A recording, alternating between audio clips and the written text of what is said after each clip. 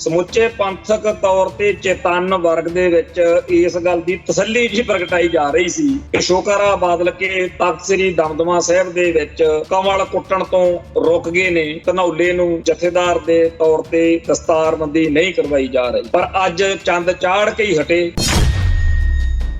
ਬਾਦਲਕਿਆਂ ਦੇ ਵੱਲੋਂ ਪਿਛਲੇ 10-15 ਸਾਲਾਂ ਤੋਂ ਜਿਹੜੇ ਫੈਸਲੇ ਲਏ ਜਾ ਰਹੇ ਨੇ, ਪਹਿਲਾਂ ਹੀ ਪੰਥ ਵਿੱਚ ਉਹਨਾਂ ਦਾ ਬੜਾ ਰੋਸ ਆ, ਬੜਾ ਵਿਰੋਧ ਆ। ਇਸੇ ਕਰਕੇ ਹਰ ਵਾਰੀ ਵੋਟਾਂ ਦੇ ਮੌਕੇ ਲੋਕ ਇਹੋ ਜੀਆਂ ਪਾਰਟੀਆਂ ਨੂੰ ਵੀ ਵੋਟਾਂ ਪਾਈ ਜਾਂਦੇ ਆ ਜਿਨ੍ਹਾਂ ਦਾ ਕਦੇ ਕਿਸੇ ਨੇ ਪਹਿਲਾਂ ਨਾਂ ਹੀ ਨਹੀਂ ਸੀ ਸੁਣਿਆ। ਤੇ ਗਾਂ ਵੀ ਇਹੀ ਟਰੈਕ, ਇਹੀ ਰਿਕਾਰਡ ਜਿਹੜਾ ਹੈਗਾ ਚੱਲਣਾ ਵੀ ਜਿਹੜੇ ਬੰਦੇ ਨੂੰ ਬਾਦਲ ਕੇ ਖੜਾ ਕਰਨਗੇ ਉਹਦੀਆਂ ਜ਼ਮਾਨਤਾਂ ਹੀ ਜ਼ਬਤ ਕਰਾਉਣੀਆਂ ਨੇ ਪੰਥ ਨੇ। ਜਿਹੜੇ ਕਾਰਨਾਂ ਕਰਕੇ ਵੋਟ ਨਹੀਂ ਪੈਂਦੀ ਉਹਨਾਂ ਨੂੰ ਸਮਝ ਕੇ ਉਹਨਾਂ ਬਿਮਾਰੀਆਂ ਨੂੰ ਦੂਰ ਕਰਨ ਦੀ ਬਜਾਏ ਉਲਟਾ ਸਿੱਖਾਂ ਨੂੰ ਚੜਾਇਆ ਗਿਆ। 1984 ਦੇ ਦਰਬਾਰ ਸਾਹਿਬ ਦੇ ਹਮਲੇ ਤੋਂ ਬਾਅਦ ਸਿੱਖ ਤਾਂ ਖਾਲਿਸਤਾਨ ਦੇ ਝੰਡੇ ਚੱਕਣ ਨੂੰ ਤਿਆਰ ਹੋਏ ਬੈਠੇ। ਇਹ ਕਹਿੰਦੇ ਮਸਾਂ ਵੋਟਾਂ ਆਈਆਂ, ਲੌਂਗੋਵਾਲ ਤਾਂ ਚਾਹੇ ਮਾਰਤਾ, ਸਾਨੂੰ ਛੇਤੀ ਐਮਐਲਏ ਐਮਪੀ ਬਣਾਓ, ਅਸੀਂ ਸਰਕਾਰ ਜਿਹੜੀ ਆ ਛੇਤੀ ਤੋਂ ਛੇਤੀ ਬਣਾ ਕੇ ਨਜ਼ਾਰੇ ਲਈਏ। ਆਕਾਤ ਆ ਜਿਨ੍ਹਾਂ ਨੂੰ ਕਹਿੰਦੇ ਹੋ ਜੀ ਇਹ ਪੰਥ ਰਤਨ ਨੇ ਜੀ, ਸਾਡੇ ਫਖਰੇ ਕੌਮ ਨੇ ਜੀ ਸਾਡੇ। ਸੋ ਇਸ ਮਾਹੌਲ ਦੇ ਵਿੱਚ ਜਦੋਂ ਅੱਜ ਇਹ ਬੰਦਿਆਂ ਦੇ ਕੋਲੇ ਤਾਕਤ ਨਹੀਂ, ਕੋਈ ਨਾ ਇਹ ਐਮਐਲਏ ਐਮਪੀ ਆ, ਨਾ ਕੋਈ ਸਾਲਾ ਹੋਰ ਲੱਲੜ ਪਲੜਾ ਕੋਲੇ, ਤੇ ਅੱਜ ਵੀ ਇਹ ਕਰ ਰਹੇ ਨੇ ਕਿ ਆਹ ਲਓ ਜੀ ਕੁਲਦੀਪ ਸਿੰਘ ਗੜਗਾ ਜੀ ਜਥੇਦਾਰ ਲਾਤਾ, ਆਹ ਲਓ ਜੀ ਅਸੀਂ ਜੀ ਟੇਕ ਸਿੰਘ ਧਨੌਲਾ ਜਥੇਦਾਰ ਲਾਤਾ। ਪੰਥ ਜੋ ਮਰਜੀ ਗਈ ਜਾ, ਸੁਣਨੀ ਹੋਈ ਨਹੀਂ ਪੰਥ ਦੀ। ਤੇ ਜਦੋਂ ਨਾ ਗੱਲ ਸੁਣਨੀ ਆ ਨਾ ਗਾਲ ਸੁਣਨੀ ਆ, ਪਰ ਗੋਲੀ ਹੋਈ ਚੱਲੂ ਇੱਥੇ, ਤੇ ਫਿਰ ਆ ਮੱਤਾਂ ਦੇਣ ਬਹਿ ਜਾਂਦੇ ਆ ਜੀ ਐ ਨਹੀਂ ਸੀ ਚਾਹੀਦਾ ਜੀ। ਇਹ ਰੂੜੀਆਂ ਤੇ ਕਾਗਜ਼ ਚੌਕਦੇ ਫਿਰਨਗੇ। ਇਹਨਾਂ ਨੇ ਸਾਹਿਬ ਸ੍ਰੀ ਗੁਰੂ ਗ੍ਰੰਥ ਸਾਹਿਬ ਜੀ ਨਾਲ ਧਰੋਹ ਕਮਾਇਆ, ਇਹਨਾਂ ਨੇ ਪੰਥ ਦੀ ਪਿੜ 'ਚ ਛੁਰਾ ਮਾਰਿਆ। ਇਹ ਆਪ ਸਾਬਤ ਕਰਕੇ ਹਟਣਗੇ ਕਿ ਭਾਈ ਨਰੈਣ ਸਿੰਘ ਚੌੜੇ ਨੇ ਜੋ ਕੀਤਾ ਸੀ ਬਿਲਕੁਲ ਠੀਕ ਕੀਤਾ ਸੀ। ਟੀਵੀ 84 ਉੱਤੇ ਪ੍ਰੋਗਰਾਮ ਖਬਰ ਦੀ ਖਬਰ ਦੇਖ ਰਿਹਾ ਹੈ ਸਾਰੇ ਦਰਸ਼ਕਾਂ ਨੂੰ ਮੈਂ ਸਰਬਜੀਤ ਸਿੰਘ ਘੁਮਾਣ ਫਤਿਹ ਅਰਜ ਕਰਦਾ ਜੀ। ਵਾਹਿਗੁਰੂ ਜੀ ਕਾ ਖਾਲਸਾ, ਵਾਹਿਗੁਰੂ ਜੀ ਕੀ ਫਤਿਹ। ਅੱਜ ਬਾਦਲ ਬ੍ਰਿਗੇਡ ਨੇ ਸ਼੍ਰੋਮਣੀ ਕਮੇਟੀ ਦੇ ਅੰਤਰੰਗ ਕਮੇਟੀ ਵੱਲੋਂ ਜਿਹੜਾ ਫੈਸਲਾ ਲਿਆ ਹੋਇਆ ਸੀ ਵੀ ਟੇਕ ਸਿੰਘ ਧਨੌਲਾ ਨੂੰ ਤਖਤ ਸ੍ਰੀ ਦਮਦਮਾ ਸਾਹਿਬ ਦਾ ਜਥੇਦਾਰ ਲਾਉਣਾ, ਅੱਜ ਉਹ ਅਮਲੀ ਜਾਮਾ ਪਹਿਨਾਇਆ ਗਿਆ। ਪਿਛਲੇ ਕੁਝ ਦਿਨਾਂ ਤੋਂ ਇਹ ਚਰਚਾ ਚੱਲ ਰਹੀ ਸੀਗੀ ਵੀ ਸ਼ਾਇਦ ਕੋਈ ਰਾਹ ਲੱਭਿਆ ਜਾ ਰਿਹਾ, ਸ਼ਾਇਦ ਕੋਈ ਵਿੱਚ ਵਿਚਾਲੇ ਵਾਲਾ ਕੰਮ ਚੱਲ ਰਿਹਾ। ਜਿਹੜੇ ਸਿੱਖ ਜਾਂ ਸੰਗਤਾਂ ਜਾਂ ਧਿਰਾਂ ਫੈਸਲਿਆਂ ਦਾ ਵਿਰੋਧ ਕਰ ਰਹੇ ਨੇ ਵੀ ਤੁਸੀਂ ਜਥੇਦਾਰ ਗਲਤ ਤਰੀਕੇ ਨਾਲ ਲਾਹੇ ਨੇ, ਉਹਨਾਂ ਨੂੰ ਸ਼ਾਇਦ ਮਨਾਉਣ ਦੀਆਂ, ਸਮਝਾਉਣ ਦੀਆਂ ਤੇ ਕਿਸੇ ਸਾਂਝੇ ਨੁਕਤੇ ਤੇ ਪਹੁੰਚਣ ਦੀਆਂ ਗੱਲਾਂ ਚੱਲ ਰਹੀਆਂ ਨੇ। ਪਰ ਇਹ ਸਾਰੇ ਕਾਸੇ ਉੱਤੇ ਅੱਜ ਪਰੋਲਾ ਫਿਰ ਗਿਆ। ਤੇ ਕੱਲ ਆਪਾਂ ਵੀ ਚਰਚਾ ਕੀਤੀ ਸੀਗੀ ਕਿ ਜਥੇਦਾਰ ਥਾਪੇ ਜਾ ਰਹੇ ਟੇਕ ਸਿੰਘ ਧਨੌਲੇ ਦਾ ਕੋਈ ਕਿਰਦਾਰ ਬਹੁਤਾ ਵਧੀਆ ਨਹੀਂ ਹੈ। ਤੇ ਅਸੀਂ ਵੀ ਇਹੀ ਸੋਚਿਆ ਸੀ ਵੀ ਸ਼ਾਇਦ ਇਹ ਲੱਗ ਰਿਹਾ ਹੋਵੇ ਬਾਦਲਕਿਆਂ ਨੂੰ ਵੀ ਬਦਨਾਮੀ ਪਹਿਲਾਂ ਹੀ ਬੜੀ ਹੋਈ ਹੋਈ ਆ, ਤੇ ਚਲੋ ਆਪਾਂ ਇਸ ਨੁਕਤੇ ਉੱਤੇ ਕਈ ਆਪਾਂ ਤਖਤ ਸ੍ਰੀ ਦਮਦਮਾ ਸਾਹਿਬ ਦਾ ਜਥੇਦਾਰ ਧਨੌਲੇ ਨੂੰ ਨਹੀਂ ਥਾਪਦੇ ਜਾਂ ਲਾਉਂਦੇ। ਇਹ ਚਰਚਾ ਕਰਨ ਮੌਕੇ ਕਿਸੇ ਨੂੰ ਚੇਤਾ ਹੀ ਨਹੀਂ ਸੀ। ਇਹ ਤਾਂ ਉਹ ਗੱਲ ਹੋਈ ਜਿਵੇਂ ਕੋਈ ਕਮਲਾ ਇੱਟ ਚੱਕੀ ਫਿਰਦਾ ਸੀਗਾ ਤੇ ਕਿਸੇ ਸਿਆਣੇ ਸੂਝਵਾਨ ਨੇ ਕਹਿਤਾ ਦੇਖੀ ਕਮਲਿਆ ਸਿਰ ਨਾ ਪਾੜਦੀ ਇੱਟ ਮਾਰ ਕੇ। ਤੇ ਕਮਲਾ ਕਹਿੰਦਾ ਸ਼ੁਕਰ ਆ ਤੂੰ ਚੇਤੇ ਕਰਾਤਾ ਵੀ ਹੱਥ ਚ ਇੱਟ ਵਾ, ਹੁਣ ਲਿਆ ਸਿਰ ਪਾੜੀਏ। ਤੇ ਉਹ ਗੱਲ ਹੋਈ। ਸਮੁੱਚੇ ਪੰਥਕ ਤੌਰ ਤੇ ਚੇਤਨ ਵਰਗ ਦੇ ਵਿੱਚ ਇਸ ਗੱਲ ਦੀ ਤਸੱਲੀ ਜੀ ਪ੍ਰਗਟਾਈ ਜਾ ਰਹੀ ਸੀ ਕਿ ਸ਼ੁਕਰ ਆ ਬਾਦਲ ਕੇ ਤਖਤ ਸ੍ਰੀ ਦਮਦਮਾ ਸਾਹਿਬ ਦੇ ਵਿੱਚ ਕਮਲ ਕੁੱਟਣ ਤੋਂ ਰੁਕ ਗਏ ਨੇ। ਧਨੌਲੇ ਨੂੰ ਜਥੇਦਾਰ ਦੇ ਤੌਰ ਤੇ ਦਸਤਾਰਬੰਦੀ ਨਹੀਂ ਕਰਵਾਈ ਜਾ ਰਹੀ, ਪਰ ਅੱਜ ਚੰਦ ਚਾੜ ਕੇ ਹੀ ਹਟੇ ਜਿਵੇਂ ਕਿਸੇ ਨੇ ਕਮਲੇ ਨੂੰ ਇੱਟ ਚੇਤੇ ਕਰਾਤੀ ਹੋਵੇ ਵੀ ਲਓ ਪੰਥ ਜੀ ਲਿਆਓ ਸਿਰ ਪਾੜੀਏ ਤੁਹਾਡਾ, ਜਿਹੜੀ ਕਸਰ ਰਹਿੰਦੀ ਆ ਉਹ ਵੀ ਪੂਰੀ ਕਰੀਏ। ਬਾਦਲਕਿਆਂ ਦੇ ਵੱਲੋਂ ਪਿਛਲੇ 10-15 ਸਾਲਾਂ ਤੋਂ ਜਿਹੜੇ ਫੈਸਲੇ ਲਏ ਜਾ ਰਹੇ ਨੇ, ਪਹਿਲਾਂ ਹੀ ਪੰਥ ਵਿੱਚ ਉਹਨਾਂ ਦਾ ਬੜਾ ਰੋਸ ਆ, ਬੜਾ ਵਿਰੋਧ ਆ। ਇਸੇ ਕਰਕੇ ਹਰ ਵਾਰੀ ਵੋਟਾਂ ਦੇ ਮੌਕੇ ਲੋਕ ਇਹੋ ਜੀਆਂ ਪਾਰਟੀਆਂ ਨੂੰ ਵੀ ਵੋਟਾਂ ਪਾਈ ਜਾਂਦੇ ਆ ਜਿਨ੍ਹਾਂ ਦਾ ਕਦੇ ਕਿਸੇ ਨੇ ਪਹਿਲਾਂ ਨਾਂ ਹੀ ਨਹੀਂ ਸੀ ਸੁਣਿਆ। ਆ ਜਿਹੜੀ ਆਮ ਆਦਮੀ ਪਾਰਟੀ ਨੂੰ 92 ਵਿਧਾਇਕ ਜਿਤਾਏ ਆ, ਕੋਈ ਇਸ ਕਰਕੇ ਥੋੜੀ ਜਿਤਾਤੇ ਵੀ ਆਮ ਆਦਮੀ ਪਾਰਟੀ ਨੇ ਪੰਥ ਲਈ ਬੜਾ ਕੁਝ ਕੀਤਾ ਹੋਇਆ ਸੀ।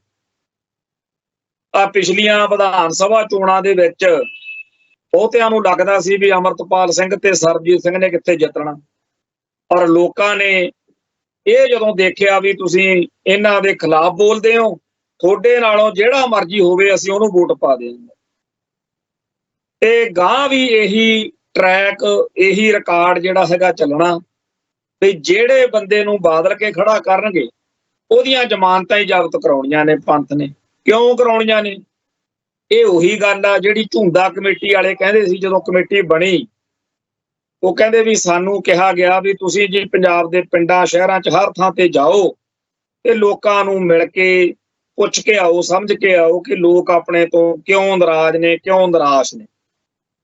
ਤੇ ਉਹ ਝੁੰਦਾ ਕਮੇਟੀ ਵਾਲੇ ਸਾਰੇ ਪਿੱਟਦੇ ਫਿਰਦੇ ਆ ਵੀ ਲੋਕ ਸਾਨੂੰ ਕਹਿੰਦੇ ਸੀ ਵੀ ਅਸੀਂ ਤੁਹਾਨੂੰ ਦੱਸੀਏ ਕਿ ਸਾਨੂੰ ਗਰੰਟੀ ਆ, ਤੁਹਾਡੇ 'ਚ ਜ਼ਰੂਰਤ ਹੀ ਨਹੀਂ ਹੈਗੀ ਜਾ ਕੇ ਉੱਪਰ ਹਾਈ ਕਮਾਂਡ ਨੂੰ ਦੱਸਣ ਦੀ। ਤੁਹਾਡੇ 'ਚ ਕਿੱਥੇ ਹਿੰਮਤ ਆ ਕਹਿੰਦੇ ਵੀ ਤੁਸੀਂ ਦੱਸ ਸਕੋ ਵੀ ਕਿਹੜੇ ਕਾਰਨਾਂ ਕਰਕੇ ਪੰਜਾਬ ਦੇ ਵਿੱਚ ਆਪਾਂ ਨੂੰ ਵੋਟ ਨਹੀਂ ਪੈਂਦੀ। ਉਹ ਜਿਹੜੇ ਕਾਰਨਾਂ ਕਰਕੇ ਵੋਟ ਨਹੀਂ ਪੈਂਦੀ ਉਹਨਾਂ ਨੂੰ ਸਮਝ ਕੇ ਉਹਨਾਂ ਬਿਮਾਰੀਆਂ ਨੂੰ ਦੂਰ ਕਰਨ ਦੀ ਬਜਾਏ ਉਲਟਾ ਸਿੱਖਾਂ ਨੂੰ ਚੜਾਇਆ ਗਿਆ ਤੇ ਉਲਟਾ ਕਿਹਾ ਗਿਆ ਵੀ ਲਓ ਫਿਰ ਆਹ ਬੈਠੇ ਆ ਤੁਹਾਡੇ ਸਿਰ ਤੇ, ਤੁਹਾਡੀ ਹਿੱਕ ਤੇ ਭਰੋਟਾ ਲਾਵਾਂਗੇ। ਉਹੋ ਜਿਹੇ ਹੋਰ ਕਦਮ ਚੁੱਕੇ ਗਏ, ਉਹੋ ਜਿਹੇ ਹੋਰ ਫੈਸਲੇ ਕੀਤੇ ਗਏ ਜਿਹ ਤੋਂ ਹੋਰ ਜ਼ਿਆਦਾ ਹਾਰਾਂ, ਹੋਰ ਜ਼ਿਆਦਾ ਦੁਸ਼ਵਾਰੀਆਂ ਹੁੰਦੀਆਂ ਰਹੀਆਂ। ਨਤੀਜਾ ਇਹ ਨਿਕਲਿਆ ਵੀ ਜਿਹੜੇ ਝੱਲ ਨਹੀਂ ਝੱਲ ਸਕੇ ਉਹ ਆ ਕੇ ਅਕਾਲ ਤਖ਼ਤ ਸਾਹਿਬ ਤੇ ਹੋ ਗਏ ਪੇਸ਼ ਵੀ ਹੈ ਤਾਂ ਜੀ ਅਸੀਂ ਉਸ ਕੁੱਤਪੁਣੇ ਦੇ, ਉਸ ਕੰਜਰਖਾਨੇ ਦੇ ਨਾਲ ਹੀ ਸੀਗੇ, ਪਰ ਹੁਣ ਸਾਡੋਂ ਹੋਰ ਨਹੀਂ ਚੱਲਿਆ ਜਾ ਰਿਹਾ ਤੇ ਸਾਨੂੰ ਜਿਸ ਤਰੀਕੇ ਨਾਲ ਹਾਰਾਂ ਮਿਲ ਰਹੀਆਂ ਸਿਆਸੀ ਖੇਤਰ 'ਚ, ਕੋਈ ਰਾਹ ਜਿਹੜਾ ਹੈਗਾ ਸਾਡਾ ਤਾਂ ਬਣਾਓ ਜੀ। ਬਾਦਲ ਕਹਿੰਦਾ ਤਾਂ ਸਰਜੂ, ਬਾਦਲ ਕਹਿੰਦਾ ਕੀ ਆ ਕੱਲ ਨੂੰ ਭਾਜਪਾ ਜੁਆਇਨ ਕਰ ਲੈਣਗੇ, ਸਾਡਾ ਕੋਈ ਰਾਹ ਕੱਢੋ। ਉਹ ਮਸਲੇ ਦੇ ਤਹਿਤ 2 ਦਸੰਬਰ ਵਾਲਾ ਹੁਕਮਨਾਮਾ ਨਿਕਲਿਆ। ਉਹਦੇ ਵਿੱਚੋਂ ਲੋਕਾਂ ਨੂੰ ਲੱਗਿਆ ਵੀ ਸ਼ਾਇਦ ਕੋਈ ਹੁਣ ਗੱਲ ਬਣ ਜੂ, ਪਰ ਕਿੱਥੇ, ਉਸੇ ਪਾਸੇ ਨੂੰ ਫੇਰ ਤੁਰ ਪਏ। ਹੁਣ ਤਾਂ ਜਿਹੜਾ ਕਰਨੈਲ ਸਿੰਘ ਪੀਰ ਮੁਹੰਮਦ ਆ, ਉਹਦੀਆਂ ਮੈਂ ਸੁਣਦਾ ਸੀ ਗੱਲਾਂ ਬਾਤਾਂ, ਉਹ ਵੀ ਕਹਿੰਦਾ ਵੀ ਜੀ ਅਸੀਂ ਬੜਾ ਪਿੱਟੇ। ਇੱਕ ਗੱਲ ਪੱਕੀ ਆ ਵੀ ਆਪਾਂ ਸਾਰਿਆਂ ਨੇ ਆ ਜਿਹੜੇ ਬਾਗੀ ਬਣੇ ਨੇ ਇਹਨਾਂ ਨੂੰ ਨਾ ਤਾਂ ਪਹਿਲਾਂ ਕਦੇ ਬਖਸ਼ਿਆ ਤੇ ਨਾ ਗਾਹਾਂ ਬਖਸ਼ਣਾ, ਵੀ ਤੁਸੀਂ ਉਦੋਂ ਨਾਲ ਹੀ ਹੁੰਦੇ ਸੀ। ਪਰ ਜਿੰਨੇ ਮਰਜ਼ੀ ਲੀਡਰ ਦੇਖ ਲਓ ਬਈ, ਸਾਰੇ ਹੀ ਇਸ ਗੱਲੋਂ ਕਲਪਦੇ ਨੇ ਕਿ ਅਸੀਂ ਬਹੁਤ ਅੰਦਰ ਰੌਲਾ ਪਾਇਆ, ਬੜੀ ਦਹਾਈ ਦਿੱਤੀ, ਬਹੁਤ ਉਹਨਾਂ ਨੂੰ ਸਮਝਾਇਆ ਕਿ ਆਹ ਕੰਮ ਨਾ ਕਰੋ, ਆਪਾਂ ਇਉਂ ਕਰ ਲਈਏ, ਆਪਾਂ ਉਹ ਕਰ ਲਈਏ, ਪਰ ਸੁਣਦਾ ਹੀ ਕੋਈ ਨਹੀਂ। ਚਾਹੇ ਮਨਪ੍ਰੀਤ ਵਾਲੀ ਦੀ ਗੱਲ ਸੁਣ ਲਓ, ਉਹ ਕਹਿੰਦਾ ਮੈਂ ਸੁਖਬੀਰ ਨੂੰ ਆਖਿਆ ਵੀ ਇੱਕ ਵਾਰੀ ਥੋੜੇ ਟਾਈਮ ਲਈ ਜੇ ਤੂੰ ਪਾਸੇ ਹੋ ਜਾਏ, ਕਹਿੰਦਾ ਇਹ ਨਹੀਂ ਗੱਲ ਚੱਲਦੀ, ਮੈਂ ਹੀ ਪਾਰਟੀ ਆ, ਜਿਹਨੇ ਰਹਿਣਾ ਰਹੋ, ਜਿਹਨੇ ਨਹੀਂ ਰਹਿਣਾ ਨਾ ਰਹੋ। ਇਵੇਂ ਹੀ ਹੁਣ ਪੀਰ ਮੁਹੰਮਦ, ਇਵੇਂ ਹੀ ਹੋਰ ਆ ਮਨਜਿੰਦਰ ਸਰਸੇ ਨੇ। ਮਤਲਬ ਜਿਹੜੇ ਬੰਦੇ ਕਿਸੇ ਹੋਰ ਪਾਸੇ ਨੂੰ ਭੱਜ ਕੇ ਜਾ ਰਹੇ ਨੇ, ਜਿਹੜੇ ਬੰਦੇ ਅਕਾਲੀ ਦਲ ਨੂੰ ਤਿਆਗ ਰਹੇ ਨੇ ਕਿ ਅਕਾਲੀ ਦਲ ਤਾਂ ਹੁਣ ਦੀਹੋਂ ਲੱਥ ਗਿਆ, ਸਾਰੇ ਹੀ ਇਸ ਗੱਲ ਨੂੰ ਕਲਪਦੇ ਆ। ਮਤਲਬ ਕੋਈ 6 ਸਾਲ ਪਹਿਲਾਂ ਭੱਜ ਗਿਆ, ਕੋਈ 6 ਮਹੀਨੇ ਪਹਿਲਾਂ ਭੱਜ ਗਿਆ, ਕੋਈ 6 ਦਿਨ ਪਹਿਲਾਂ ਭੱਜ ਗਿਆ ਤੇ ਕੋਈ ਗਾਹਾਂ ਭੱਜ ਜੂ, ਪਰ ਸਾਰਿਆਂ ਦਾ ਦੁੱਖ ਇਹੀ ਆ ਕਿ ਸਾਡੀ ਉੱਥੇ ਕੋਈ ਸੁਣਵਾਈ ਨਹੀਂ। ਤੇ ਜਿਸ ਤਰੀਕੇ ਦੀਆਂ ਜਬਲੀਆਂ ਉਹ 10-15 ਜਾਣਿਆਂ ਦਾ ਬ੍ਰਿਗੇਡ ਸੁਖਬੀਰ ਨੂੰ ਨਾਲ ਲੈ ਕੇ ਮਾਰਦਾ ਹੈ, ਜਿਸ ਤਰੀਕੇ ਨਾਲ ਦਲਜੀਤ ਸਿੰਘ ਚੀਮਾ, ਹਰਚਰਨ ਬੈਂਸ, ਵਿਰਸਾ ਸਿੰਘ ਬਲਟੋਹਾ ਤੇ ਹੋਰ ਜਿਹੜੇ 10-15 ਜਾਣੇ ਜਿਹੜਾ ਉਹ ਕਮਲ ਕੁੱਟਦੇ, ਜਿਵੇਂ ਉਹ ਸਿੱਖਾਂ ਨੂੰ ਚੜਾਉਂਦੇ ਆ, ਬਈ ਤੌਬਾ ਹੀ ਹੋਈ ਪਈ। ਇਸ ਸਾਰੇ ਘਟਨਾਕ੍ਰਮ ਦੇ ਵਿੱਚ ਮੈਨੂੰ ਇੱਕ ਗੱਲ ਚੇਤੇ ਆ ਜਾਂਦੀ ਆ।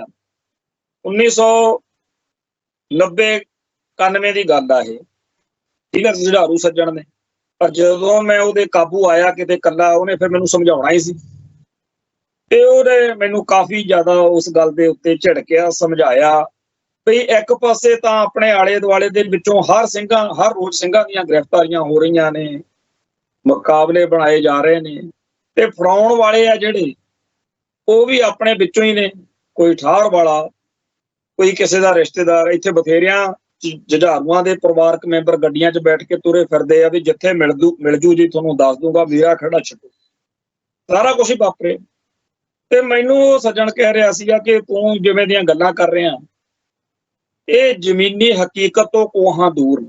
ਉਹ ਜਿਹੜੇ ਭਰਾ ਆਪਾਂ ਨੂੰ ਉਦਣ ਸਮਝਾ ਰਹੇ ਸੀ ਜਾਂ ਆਪਣੇ ਤੋਂ ਸਮਝਣਾ ਚਾਹੁੰਦੇ ਸੀ, ਉਹ ਆਪਾਂ ਨੂੰ ਉਹਨਾਂ ਨੂੰ ਕੁਝ ਦਿਖਦਾ ਹੋਣਾ ਕਿ ਲਹਿਰ ਦੇ ਵਿੱਚ ਕਿੱਥੇ ਕਿੱਥੇ ਕੀ ਗੜਬੜ ਹੋ ਰਹੀ ਹੈ, ਤੇ ਆਪਣਾ ਫਰਜ਼ ਬਣਦਾ ਕਿ ਉਹਨਾਂ ਦੀ ਗੱਲ ਨੂੰ ਸੁਣੀਏ, ਸਮਝੀਏ ਤੇ ਉਸ ਗੱਲ ਦਾ ਹੱਲ ਕੱਢੀਏ ਕਿ ਕੀ ਗਲਤ ਹੋ ਰਿਹਾ। ਤੇ ਆਪਾਂ ਜੇ ਗਲਤ ਗੱਲ ਨੂੰ ਰਾਹ ਵਿੱਚ ਹੀ ਰੋੜਾ ਲਾ ਕੇ ਰੋਕ ਦਿਆਂਗੇ ਕਿ ਨਹੀਂ ਜੀ ਬਸ ਖਾਲਿਸਤਾਨ ਤਾਂ ਬਣਿਆ ਪਿਆ, ਫਿਰ ਇਹ ਚੀਜ਼ ਸਹੀ ਨਹੀਂ ਹੈ। ਇਸ ਤਰੀਕੇ ਦੀ ਜਦੋਂ ਸਾਰੀ ਗੱਲਬਾਤ ਮੈਨੂੰ ਆਖੀ ਗਈ ਤੇ ਮੈਂ ਬੜਾ ਨਿੰਮੋ ਝੂਣਾ ਜਿਹਾ ਹੋ ਗਿਆ, ਮੈਨੂੰ ਰੋਣ ਹੱਕਾ ਜਿਹਾ ਹੋਇਆ ਪਿਆ ਮੈਂ, ਕਿਉਂਕਿ ਝੜਕਾਂ ਵੱਜੀਆਂ ਹੋਣ ਤੇ ਬੰਦੇ ਨੂੰ ਫੀਲ ਹੁੰਦਾ। ਪਰ ਮੈਨੂੰ ਉਹ ਸੱਜਣ ਨੇ ਕਿਹਾ ਕਿ ਨਹੀਂ, ਤੇਰੀ ਗਲਤੀ ਨਹੀਂ, ਤੇਰੀ ਉਮਰ ਆ, ਤੇਰਾ ਨਾਂ ਤਜਰਬੇਕਾਰ ਹੋਣ ਕਰਕੇ ਤੈਨੂੰ ਬੇਸਮਝੀ ਵਿੱਚ ਇਹ ਬੇਵਕੂਫੀ ਜਾਂ ਬੇਅਕਲੀ ਕੀਤੀ ਹੈ ਤੂੰ, ਤੇ ਅਸੀਂ ਤੇਰੀ ਗੱਲ ਨੂੰ ਸਮਝਦੇ ਹਾਂ, ਏਦਾਂ ਨਹੀਂ ਚਾਹੀਦਾ। ਫਿਰ ਮੈਨੂੰ ਸਮਝਾਇਆ, ਬਹੁਤ ਕੁਝ ਸਮਝਾਇਆ। ਉਹ ਸਾਰੀਆਂ ਗੱਲਾਂ ਅੱਜ ਮੈਨੂੰ ਆਹ ਚੇਤੇ ਆਉਂਦੀਆਂ ਜਦੋਂ ਮੈਂ ਬਾਦਲ ਦਲ ਦੇ ਵਿੱਚੋਂ ਨਿਕਲੇ ਹੋਏ ਇਹਨਾਂ ਲੋਕਾਂ ਦੀ ਵਾਹੀ ਤਬਾਹੀ ਸੁਣਦਾ ਵੀ ਅਸੀਂ ਜੀ ਕੀ ਕਰੀਏ, ਸਾਡੀ ਕਿਸੇ ਨੇ ਸੁਣੀ। ਸੋ ਸਾਡੇ ਉਹ ਸ਼ਹੀਦ ਹੋਏ ਸਾਥੀ ਸੱਜਣ ਜਿਹੜੇ ਆ, ਉਹਨਾਂ ਨੇ ਵੀ ਇਸ ਗੱਲ ਦੇ ਉੱਤੇ ਪੂਰਾ ਪਹਿਰਾ ਦਿੱਤਾ ਸੀ ਕਿ ਆਪਾਂ ਨੂੰ ਲੋਕਾਂ ਦੀ ਗੱਲ ਸੁਣਨੀ ਚਾਹੀਦੀ ਆ। ਜਿੱਥੇ ਜਿੱਥੇ ਪੰਥ, ਜਿੱਥੇ ਜਿੱਥੇ ਸਿੱਖ ਕੋਈ ਆਪਣੇ ਤੋਂ ਨਾਰਾਜ਼ ਆ, ਕੋਈ ਨਿਰਾਸ਼ ਆ, ਉਹਦਾ ਆਪਾਂ ਨੂੰ ਸਤਿਕਾਰ ਕਰਨਾ ਚਾਹੀਦਾ ਵੀ ਕੀ ਗੱਲ ਆ, ਕਿਉਂ ਸਾਡੇ ਤੋਂ ਦੂਰ ਆ। ਤੇ ਬਾਅਦ ਵਿੱਚ ਮੈਂ ਇਸ ਗੱਲ ਤੇ ਬਹੁਤ ਲੰਮਾ ਚਿਰ ਹੁਣ ਤੱਕ ਸੱਚੇ ਪਾਤਸ਼ਾਹ ਦੀ ਕਿਰਪਾ ਸਦਕਾ ਪਹਿਰਾ ਦੇਣ ਦਾ ਯਤਨ ਕਰਦਾ ਹੁੰਦਾ ਕਿ ਹੋਰ ਲੋਕ ਕਿਵੇਂ ਸੋਚਦੇ ਆ ਕਿਸੇ ਗੱਲ ਨੂੰ। ਸਾਨੂੰ ਇਹ ਗੱਲ ਜ਼ਰੂਰ ਆਪਦੇ ਧਿਆਨ 'ਚ ਰੱਖਣੀ ਚਾਹੀਦੀ। ਤੇ ਇਹ ਗੱਲ ਜਿਹੜੇ ਨਹੀਂ ਸੋਚਦੇ ਉਹਨਾਂ ਦਾ ਫਿਰ ਹਾਲ ਕੀ ਹੁੰਦਾ। ਅੱਜ ਜਦੋਂ ਮੈਂ ਇਹ ਗੱਲਾਂ ਆਪਣੀ ਕੌਮ ਨਾਲ, ਭਰਾਵਾਂ ਨਾਲ ਕਰ ਰਿਹਾ, ਮੈਨੂੰ ਚੇਤੇ ਆ ਜਾਂਦਾ ਹੈ ਕਿ ਬੀਤੇ ਦੌਰ ਵਿੱਚ ਕਰੋੜਾਂ ਰੁਪਏ ਭਾਰਤੀ ਸਟੇਟ ਨੇ ਖਰਚ ਤੇ ਇਹ ਲੋਕਾਂ ਤੋਂ ਇਹ ਕਹਾਉਣਾ ਕਿ ਸੰਤ ਭਿੰਡਰਾਂ ਵਾਲਿਆਂ ਨੂੰ ਤਾਂ ਸਮਝ ਹੀ ਨਹੀਂ ਸੀਗੀ ਜੀ ਕੋਈ, ਤੇ ਖਾੜਕੂ ਲਹਿਰ ਤਾਂ ਐਵੇਂ ਬਸ ਜਜ਼ਬਾਤੀ ਨੌਜਵਾਨ ਸੀਗੇ, ਅਕਲ ਨਹੀਂ ਸੀ ਜੀ, ਇਹ ਤਾਂ ਬੇਅਕਲੇ ਸੀ, ਇਹ ਖਾਲਿਸਤਾਨ ਕੋਈ ਮੁੱਦਾ ਥੋੜੀ ਹੈ। ਇਹ ਗੱਲ ਆਮ ਸਿੱਖਾਂ ਤੋਂ ਕਹਾਉਣ ਲਈ, ਆਮ ਲੋਕਾਂ ਦੇ ਜ਼ਿਹਨ ਵਿੱਚ, ਆਮ ਲੋਕਾਂ ਦੀ ਮਾਨਸਿਕਤਾ ਵਿੱਚ ਇਹ ਗੱਲ ਪੂਰੀ ਤਰ੍ਹਾਂ ਵਸਾਉਣ ਦੇ ਲਈ ਇੰਡੀਅਨ ਸਟੇਟ ਨੇ ਅਰਬਾਂ ਖਰਬਾਂ ਰੁਪਏ ਖਰਚੇ ਆ। ਤੁਸੀਂ ਅਕਸਰ ਹੀ ਹੁਣ ਟੀਵੀ ਚੈਨਲਾਂ ਦੇ ਉੱਤੇ ਇਹੋ ਜਿਹੇ ਪੜ੍ਹੇ ਲਿਖੇ ਸੱਜਣ ਦੇਖ ਸਕਦੇ ਹੋ ਜਿਹੜੇ ਕਹਿ ਰਹੇ ਹੁੰਦੇ ਨੇ ਕਿ ਸੰਤ ਭਿੰਡਰਾਂ ਵਾਲਿਆਂ ਦਾ ਕੋਈ ਵਿਜ਼ਨ ਥੋੜੀ ਸੀਗਾ। ਪੜ੍ਹੇ ਲਿਖੇ ਨੇ ਨਾ, ਉਹ ਤੋਤਾ ਜਿਵੇਂ ਪੜ੍ਹ ਜਾਂਦਾ, ਜਿਹੜਾ ਪੜ੍ਹਿਆ ਨਹੀਂ ਹੁੰਦਾ ਉਹ ਹੋਰ ਤਰੀਕੇ ਨਾਲ ਸੋਚਦਾ। ਉਹ ਇਹ ਜਿਹੜੇ ਇੰਡੀਅਨ ਸਟੇਟ ਦੇ ਪੜ੍ਹਾਏ ਹੋਏ ਤੋਤੇ ਆ ਵਿਚਾਰੇ, ਆਪਦੇ ਵੱਲੋਂ ਤਾਂ ਐਂ ਸਮਝਦੇ ਆ ਕਿ ਅਸੀਂ ਬੜੇ ਸਿਆਣੇ। ਗੱਲ ਫਿਰ ਉਹੀ ਜਿਹੜੀ ਮੈਂ ਕਹਿੰਦਾ ਹੁੰਦਾ ਵਿਦਿਆ ਨੀਤੀ। ਉਹ ਇੰਡੀਅਨ ਸਟੇਟ ਦੀ ਜਿਹੜੀ ਬੋਲੀ ਬੋਲਣ ਵਾਲੇ ਵਿਚਾਰੇ ਸਾਡੇ ਵਿਦਵਾਨ ਸੱਜਣ ਆਪਦੇ ਆਪ ਨੂੰ ਬਹੁਤ, ਉਹਨਾਂ ਕੋਲ ਡਿਗਰੀਆਂ ਬੜੀਆਂ ਨੇ, ਬੜੇ ਸਿਆਣੇ ਆ, ਉਹ ਜਦੋਂ ਗੱਲਾਂ ਕਰਦੇ ਆ ਤੇ ਉਦੋਂ ਉਹਨਾਂ ਨੂੰ ਇਹ ਪਤਾ ਹੀ ਨਹੀਂ ਹੁੰਦਾ ਕਿ ਅਸੀਂ ਕਿਸੇ ਦੇ ਏਜੰਡੇ ਦੇ ਤਹਿਤ ਹੀ ਬੋਲ ਰਹੇ ਹਾਂ। ਉਹਨੂੰ ਲੱਗਦਾ ਅਸੀਂ ਆਪਦੇ ਦਿਲੋਂ ਬੋਲ ਰਹੇ ਹਾਂ। ਇਹ ਸਭ ਤੋਂ ਖਤਰਨਾਕ ਚੀਜ਼ ਹੁੰਦੀ ਆ ਜਦੋਂ ਬੰਦੇ ਨੂੰ ਪਤਾ ਹੋਵੇ ਨਾ ਕਿ ਮੈਂ ਕਿਸੇ ਦਾ ਪੜ੍ਹਾਇਆ ਹੈ ਤੋਤਾ, ਉਦੋਂ ਹੋਰ ਗੱਲ ਹੁੰਦੀ ਹੈ। ਜਦੋਂ ਕਿਸੇ ਨੂੰ ਪਤਾ ਨਾ ਹੋਵੇ ਤੇ ਉਹ ਸਮਝਦਾ ਹੋਵੇ ਕਿ ਮੈਂ ਦਿਲੋਂ ਸੋਚ ਰਿਹਾ ਪਰ ਉਹ ਕਿਸੇ ਦੀ ਬੋਲੀ ਬੋਲ ਰਿਹਾ ਹੋਵੇ, ਉਦੋਂ ਕੰਮ ਬੜਾ ਖਰਾਬ ਹੁੰਦਾ। ਸੋ ਇਸ ਮੌਕੇ ਬੜੇ ਵਿਦਵਾਨ ਸੱਜਣ ਸਾਡੀ ਕੌਮ ਦੇ ਵਿੱਚ YouTube ਚੈਨਲਾਂ ਦੇ ਉੱਤੇ ਵੱਡੀਆਂ ਵੱਡੀਆਂ ਇੰਟਰਵਿਊਆਂ ਦਿੰਦੇ ਨੇ, ਜਿਨ੍ਹਾਂ ਦਾ ਮੂਲ ਏਜੰਡਾ ਆਹ 3 ਨੁਕਤੇ ਹੁੰਦੇ ਆ। ਤੁਸੀਂ ਅੱਗੇ ਨੂੰ ਜਦੋਂ ਮਰਜ਼ੀ ਦੇਖ ਲਿਓ, ਉਹ ਕਹਿਣਗੇ, ਉਹਨਾਂ ਦਾ ਇੱਕ ਹੀ ਗੱਲ ਤੇ ਜ਼ੋਰ ਹੁੰਦਾ ਕਿ ਸੰਤ ਭਿੰਡਰਾਂ ਵਾਲਿਆਂ ਨੂੰ ਕੋਈ ਉਹਨਾਂ ਕੋਲੇ ਵਿਜ਼ਨ ਨਹੀਂ ਸੀਗਾ। ਉਹ ਐਂ ਕਰਦੇ, ਉਹ ਐਂ ਕਰਦੇ, ਉਹ ਇਹਨਾਂ ਨੇ ਐਂ ਨਹੀਂ ਕੀਤਾ, ਏਦਾਂ ਦੀਆਂ ਕਹਾਣੀਆਂ ਨਹੀਂ ਪਾਉਂਦੇ ਹੁੰਦੇ। ਦੂਜੀ ਉਹ ਗੱਲ ਕਹਿ ਰਹੇ ਹੁੰਦੇ ਆ ਕਿ ਖਾਲਿਸਤਾਨ ਕੋਈ ਵਧੀਆ ਗੱਲ ਥੋੜੀ ਆ, ਖਾਲਿਸਤਾਨ ਕਿੱਥੇ ਬਣਨਾ, ਖਾਲਿਸਤਾਨ ਤਾਂ ਐਵੇਂ ਬਸ ਹੈਗੀਆਂ ਗੱਲਾਂ, ਏਦਾਂ ਨਹੀਂ ਖਾਲਿਸਤਾਨ, ਏਦਾਂ ਦੀਆਂ ਗੱਲਾਂ ਕਰ ਦਿੰਦੇ। ਤੀਜੀ ਗੱਲ ਉਹ ਕਹਿ ਰਹੇ ਹੁੰਦੇ ਆ ਕਿ ਖਾੜਕੂ ਜਿਹੜੇ ਸੀਗੇ ਉਹ ਜਜ਼ਬਾਤੀ ਨੌਜਵਾਨ ਸੀਗੇ ਜੀ, ਉਹਨਾਂ ਤੋਂ ਬੜੀਆਂ ਗੜਬੜਾਂ ਹੋ ਗਈਆਂ ਤਾਂ ਜੀ ਪੰਜਾਬ 50 ਸਾਲ ਪਿੱਛੇ ਪੈ ਗਿਆ ਪੰਜਾਬ, ਏਦਾਂ ਦੀਆਂ ਗੱਲਾਂ ਕਰਦੇ। ਇਹ 3 ਗੱਲਾਂ ਕਹਾਉਣ ਲਈ, ਆਮ ਲੋਕਾਂ ਤੋਂ ਕਹਾਉਣ ਲਈ ਮਾੜਾ ਮੂੰਹ ਰੁਪਈਆ ਖਰਚਿਆ ਸਟੇਟ ਨੇ, ਪਰ ਸਟੇਟ ਕਾਮਯਾਬ ਨਹੀਂ ਹੋਈ। ਕਿਉਂ? ਜਿਹੜੇ ਉਸ ਮੌਕੇ ਜਦੋਂ ਇਹ ਸੰਤ ਭਿੰਡਰਾਂ ਵਾਲਿਆਂ ਦਾ ਜਾਂ ਜੁਝਾਰੂ ਲਹਿਰ ਦਾ ਜਿਹੜਾ ਜਲੌ ਰਿਹਾ, ਯਾਨੀ ਕਿ 1978 ਤੋਂ ਲੈ ਕੇ 1995 ਤੱਕ ਦੇ ਜਿਹੜੇ ਸਾਲ ਨੇ, ਜਿਨ੍ਹਾਂ ਦੀ ਉਮਰ ਉਸ ਮੌਕੇ 20, 30, 40 ਸਾਲ ਦੇ ਵਿਚਾਲੇ ਸੀ, ਜਿਨ੍ਹਾਂ ਦੀ ਉਮਰ ਇਸ ਮੌਕੇ 60, 70, 80 ਸਾਲ ਦੇ ਵਿਚਾਲੇ ਹੈ, ਉਹ ਸਾਰੇ ਦੇ ਸਾਰੇ ਜਿਹੜੇ ਲੋਕ ਨੇ, ਉਹਨਾਂ ਵਿੱਚੋਂ ਬਹੁਤ ਸਾਰਿਆਂ ਦੇ ਉੱਤੇ ਇੰਡੀਅਨ ਸਟੇਟ ਦੀ ਡਿਸਇਨਫੋਰਮੇਸ਼ਨ ਦਾ ਅਸਰ ਕਿਸੇ ਨਾ ਕਿਸੇ ਰੂਪ ਚ ਥੋੜਾ ਬਹੁਤਾ ਜ਼ਰੂਰ ਹੋਇਆ ਹੋ ਸਕਦਾ ਕਿਸੇ ਘਟਨਾ ਬਾਰੇ ਉਹਨਾਂ ਨੂੰ ਹੋਵੇ ਵੀ ਆਹ ਤਾਂ ਗਲਤ ਹੋਈ ਸੀ, ਪਰ ਉਹਨਾਂ ਦੀ ਮੁਕੰਮਲ ਜਿਹੜੀ ਸਾਈਕੀ ਆ ਉਹ ਜਾਣਦੇ ਸੀ ਵੀ ਸਾਡੇ ਪਿੰਡਾਂ ਦੇ, ਸਾਡੇ ਘਰਾਂ ਚੋਂ, ਸਾਡੇ ਆਲੇ ਦੁਆਲੇ ਚੋਂ ਉੱਠ ਕੇ ਇਹ ਜਿਹੜੇ ਨੌਜਵਾਨ ਸੀ ਕੌਮ ਦੇ ਹੱਕ ਲਈ ਲੜੇ ਸੀ। ਇਹਨਾਂ ਤੋਂ ਗਲਤੀਆਂ ਵੀ ਹੋਈਆਂ ਹੋਣਗੀਆਂ, ਪਰ ਇਹ ਬੇਈਮਾਨ ਜਾਂ ਬੇਵਕੂਫ ਨਹੀਂ ਸੀ। ਇਵੇਂ ਸੰਤ ਭਿੰਡਰਾਂ ਵਾਲਿਆਂ ਬਾਰੇ ਮੈਂ ਅਕਸਰ ਇਹ ਗੱਲ ਸੋਚਦਾ ਹੁੰਦਾ ਕਿ ਜਦੋਂ ਕੋਈ ਅਖਬਾਰ ਪੜ੍ਹ ਕੇ ਜਾਂ ਕਿਤਾਬ ਪੜ੍ਹ ਕੇ ਜਾਂ ਕਿਸੇ ਦੀ ਸੁਣ ਕੇ, ਕਿਸੇ ਵਿਆਹ ਸ਼ਾਦੀ ਮੌਕੇ, ਕਿਸੇ ਬੱਸ ਅੱਡੇ, ਕਿਸੇ ਪਿੰਡ ਦੀ ਸਾਂਝੀ ਥਾਂ ਦੇ ਉੱਤੇ ਕੋਈ ਜਿਹੜਾ ਪੜ੍ਹਿਆ ਲਿਖਿਆ ਹੁੰਦਾ, ਤੋਤਾ ਜਿਹਨੂੰ ਕਹਿੰਦੇ ਆ, ਪੜ੍ਹਿਆ ਹੋਇਆ, ਉਹ ਜਦੋਂ ਗੱਲ ਕਰਦਾ ਨਾ ਕੋਈ ਬੰਦਾ ਕਿ ਜੀ ਉਹ ਭਿੰਡਰਾਂ ਵਾਲੇ ਸੰਤਾਂ ਦੇ ਖਾਲਿਸਤਾਨ ਬਾਰੇ, ਤਾਂ ਉਹ ਸਾਡਾ ਕੋਈ ਬਜ਼ੁਰਗ ਜਿਹਾ ਬੈਠਾ ਫਿਰ ਤਾਂ ਸੁਣੀ ਜਾਊਗਾ, ਫਿਰ ਉਹ ਸੁਣਦਾ ਸੁਣਦਾ ਇੱਕਦਮ ਰਿਐਕਟ ਕਰੂਗਾ, ਉਹ ਨਹੀਂ ਕਾਕਾ ਤੁਹਾਨੂੰ ਪਤਾ ਨਹੀਂ, ਨਾ ਤਾਂ ਯਾਰ ਸੰਤ ਮਾੜੇ ਸੀ, ਨਾ ਇਹ ਮੁੰਡੇ ਆਪਣੇ ਮੁੰਡੇ ਸੀ, ਨਾ ਇਹ ਗਲਤ ਸੀ, ਇਹ ਤਾਂ ਸਟੇਟ ਪੁਲਿਸ ਵਿੱਚ ਕੈਟ ਟੂਟ ਵੜ ਗਏ, ਉਹਨਾਂ ਨੇ ਕੰਮ ਖਰਾਬ ਕਰਤਾ, ਇਹ ਤਾਂ ਬੰਦੇ ਬੜੇ ਵਧੀਆ ਸੀ, ਤੁਹਾਨੂੰ ਪਤਾ ਨਹੀਂ ਹੈਗਾ ਮੁੰਡੇ, ਉਹ ਸੰਤ ਬੜੇ ਚੰਗੇ ਇਨਸਾਨ ਸੀਗੇ। ਉਹ ਇਸ ਤਰੀਕੇ ਦੀਆਂ ਗੱਲਾਂ ਕਰਦੇ ਆ। ਇਹ ਜਿਹੜੀ ਕ੍ਰੈਡੀਬਿਲਿਟੀ ਆ ਲਹਿਰ ਦੀ, ਇਹ ਜਿਹੜੀ ਸਾਰਥਕਤਾ, ਉਹ ਇੰਡੀਅਨ ਸਟੇਟ ਦੇ ਕਰੋੜਾਂ ਰੁਪਈਆਂ ਦੇ ਸਾਹਮਣੇ ਅੱਜ ਵੀ ਯਾਨੀ ਕਿ ਬਰਕਰਾਰ ਆ, ਵੀ ਸਟੇਟ ਦੇ ਸਾਰੇ ਕਾਸੇ ਦੇ ਸਾਹਮਣੇ ਉਹਨਾਂ ਦਾ ਪਰੋਲਾ ਹੀ ਫੇਰ ਦਿੰਦੇ ਆ ਨਾ ਸਟੇਟ ਦੇ ਉਹ ਸਾਰੇ ਕਾਸੇ।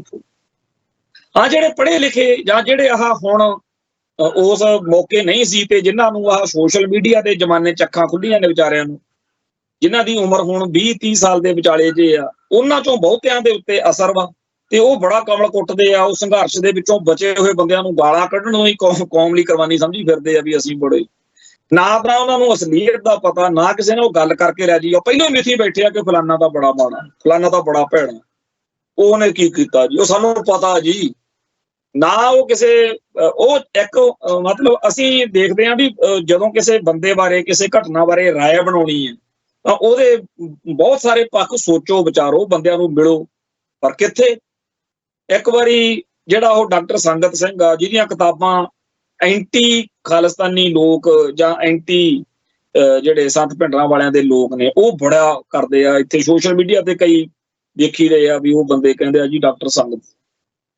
ਹੁਣ ਸੰਗਤ ਸਿੰਘ ਡਿਸਇਨਫੋਰਮੇਸ਼ਨ ਡਿਪਾਰਟਮੈਂਟ ਦੇ ਵਿੱਚ ਉਹਨੇ ਆਪਣੀ ਕਿਤਾਬ ਦੇ ਮਗਰ ਲਿਖਿਆ ਹੋਇਆ ਕਿ ਮੈਂ ਤਾਂ ਜੀ ਸਾਰੀ ਉਮਰ ਖੁਫੀਆ ਮਹਿਕਮਿਆਂ ਦੇ ਵਿੱਚ ਕੰਮ ਕੀਤਾ ਤੇ ਮੈਂ ਤਾਂ ਡਿਸਇਨਫੋਰਮੇਸ਼ਨ, ਜਿਹੜੇ ਬੰਦੇ ਨੇ ਸਾਰੀ ਉਮਰ ਇਹੋ ਜਿਹੇ ਹਿਸਾਬ ਕਿਤਾਬ ਚ ਕੱਢੀ ਹੋਵੇ ਉਹਦੇ ਤਾਂ ਮਨੋਦਸ਼ਾ ਉਹੋ ਜਿਹੀ ਹੋਊਗੀ।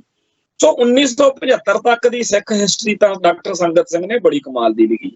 ਬਾਅਦ ਵਿੱਚ ਉਹ ਜਿਵੇਂ ਮਤਲਬ ਪੂਰੀ ਦੀ ਪੂਰੀ ਉਹ ਇਉਂ ਆ ਵੀ ਉਹਦੀ ਕਿਤਾਬ ਪੜ੍ਹ ਕੇ ਇਉਂ ਲੱਗਦਾ ਵੀ ਜਿੰਨਾ ਵੀ ਕੁਝ ਪੰਜਾਬ 'ਚ ਹੋਇਆ, ਸੰਤ ਭਿੰਡਰਾਂ ਵਾਲੇ, ਦਲ ਖਾਲਸਾ, ਖਾੜਕੂ ਯੋਧੇ, ਸਾਰੇ ਦੇ ਸਾਰੇ ਭਾਰਤੀ ਸਟੇਟ ਦੇ ਬੰਦੇ ਸੀਗੇ ਤੇ ਐਵੇਂ ਲੜ ਲੁੜ ਕੇ ਜੇ ਆਪੇ ਹਟ ਉੱਟ ਜੇ ਗਏ, ਮਾਰ ਬੜੀਆ ਹੋ ਗਿਆ ਤੇ ਗੱਲ ਮੁੱਕ।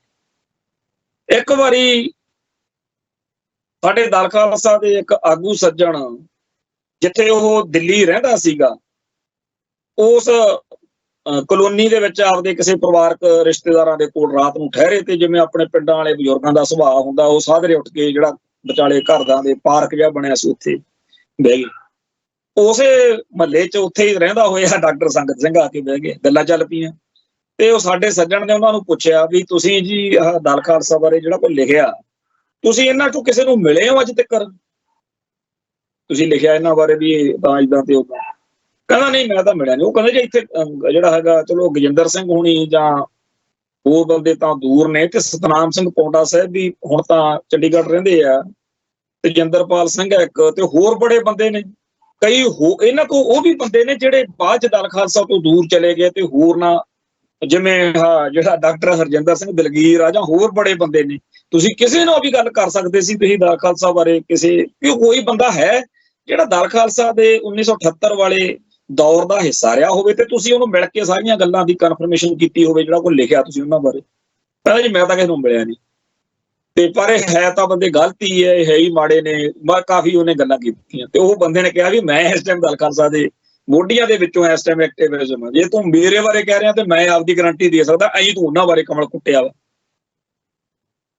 ਡਾਕਟਰ ਸੰਗਤ ਸਿੰਘ ਕਿਸੇ ਨੂੰ ਮਿਲਦਾ ਨਹੀਂ, ਕਰਦਾ ਨਹੀਂ ਤੇ ਠਾਹ ਸੂਟੇ ਮਾਰੀ ਜਾਂਦਾ। ਜਿਹੜੇ ਉਹਨੂੰ ਪੜ੍ਹ ਕੇ ਕਹਿੰਦੇ ਆ ਵੀ ਜੋ ਕੁਝ ਉਹਨੇ ਲਿਖਿਆ ਧੁਰਖੀ ਬਾਣੀ ਵਾਂਗੂ ਆ, ਉਹਦਾ ਇਲਾਹੀ ਫਰਮਾਨ ਆ, ਤੇ ਕੀ ਕਰਾਂਗੇ ਉਹੋ ਜਿਹੇ ਬੰਦਿਆਂ ਦਾ ਜੀ। ਇਵੇਂ ਹੀ ਇੱਕ ਵਾਰੀ ਜਦੋਂ ਕੁਲਦੀਪ ਨਈਅਰ ਨੇ ਆਪਦੀ ਲਾਈਫ ਸਟੋਰੀ ਲਿਖੀ, ਉਹਦੇ ਵਿੱਚ ਸੰਤ ਭਿੰਡਰਾਂ ਵਾਲਿਆਂ ਬਾਰੇ, ਖਾਸ ਤੌਰ ਤੇ ਭਾਈ ਅਮਰੀਕ ਸਿੰਘ ਬਾਰੇ ਲਿਖਤਾ ਵੀ ਉਹ ਤਾਂ ਜੀ ਸਾਡਾ ਏਜੰਸੀਆਂ ਦਾ ਬੰਦਾ ਸੀ।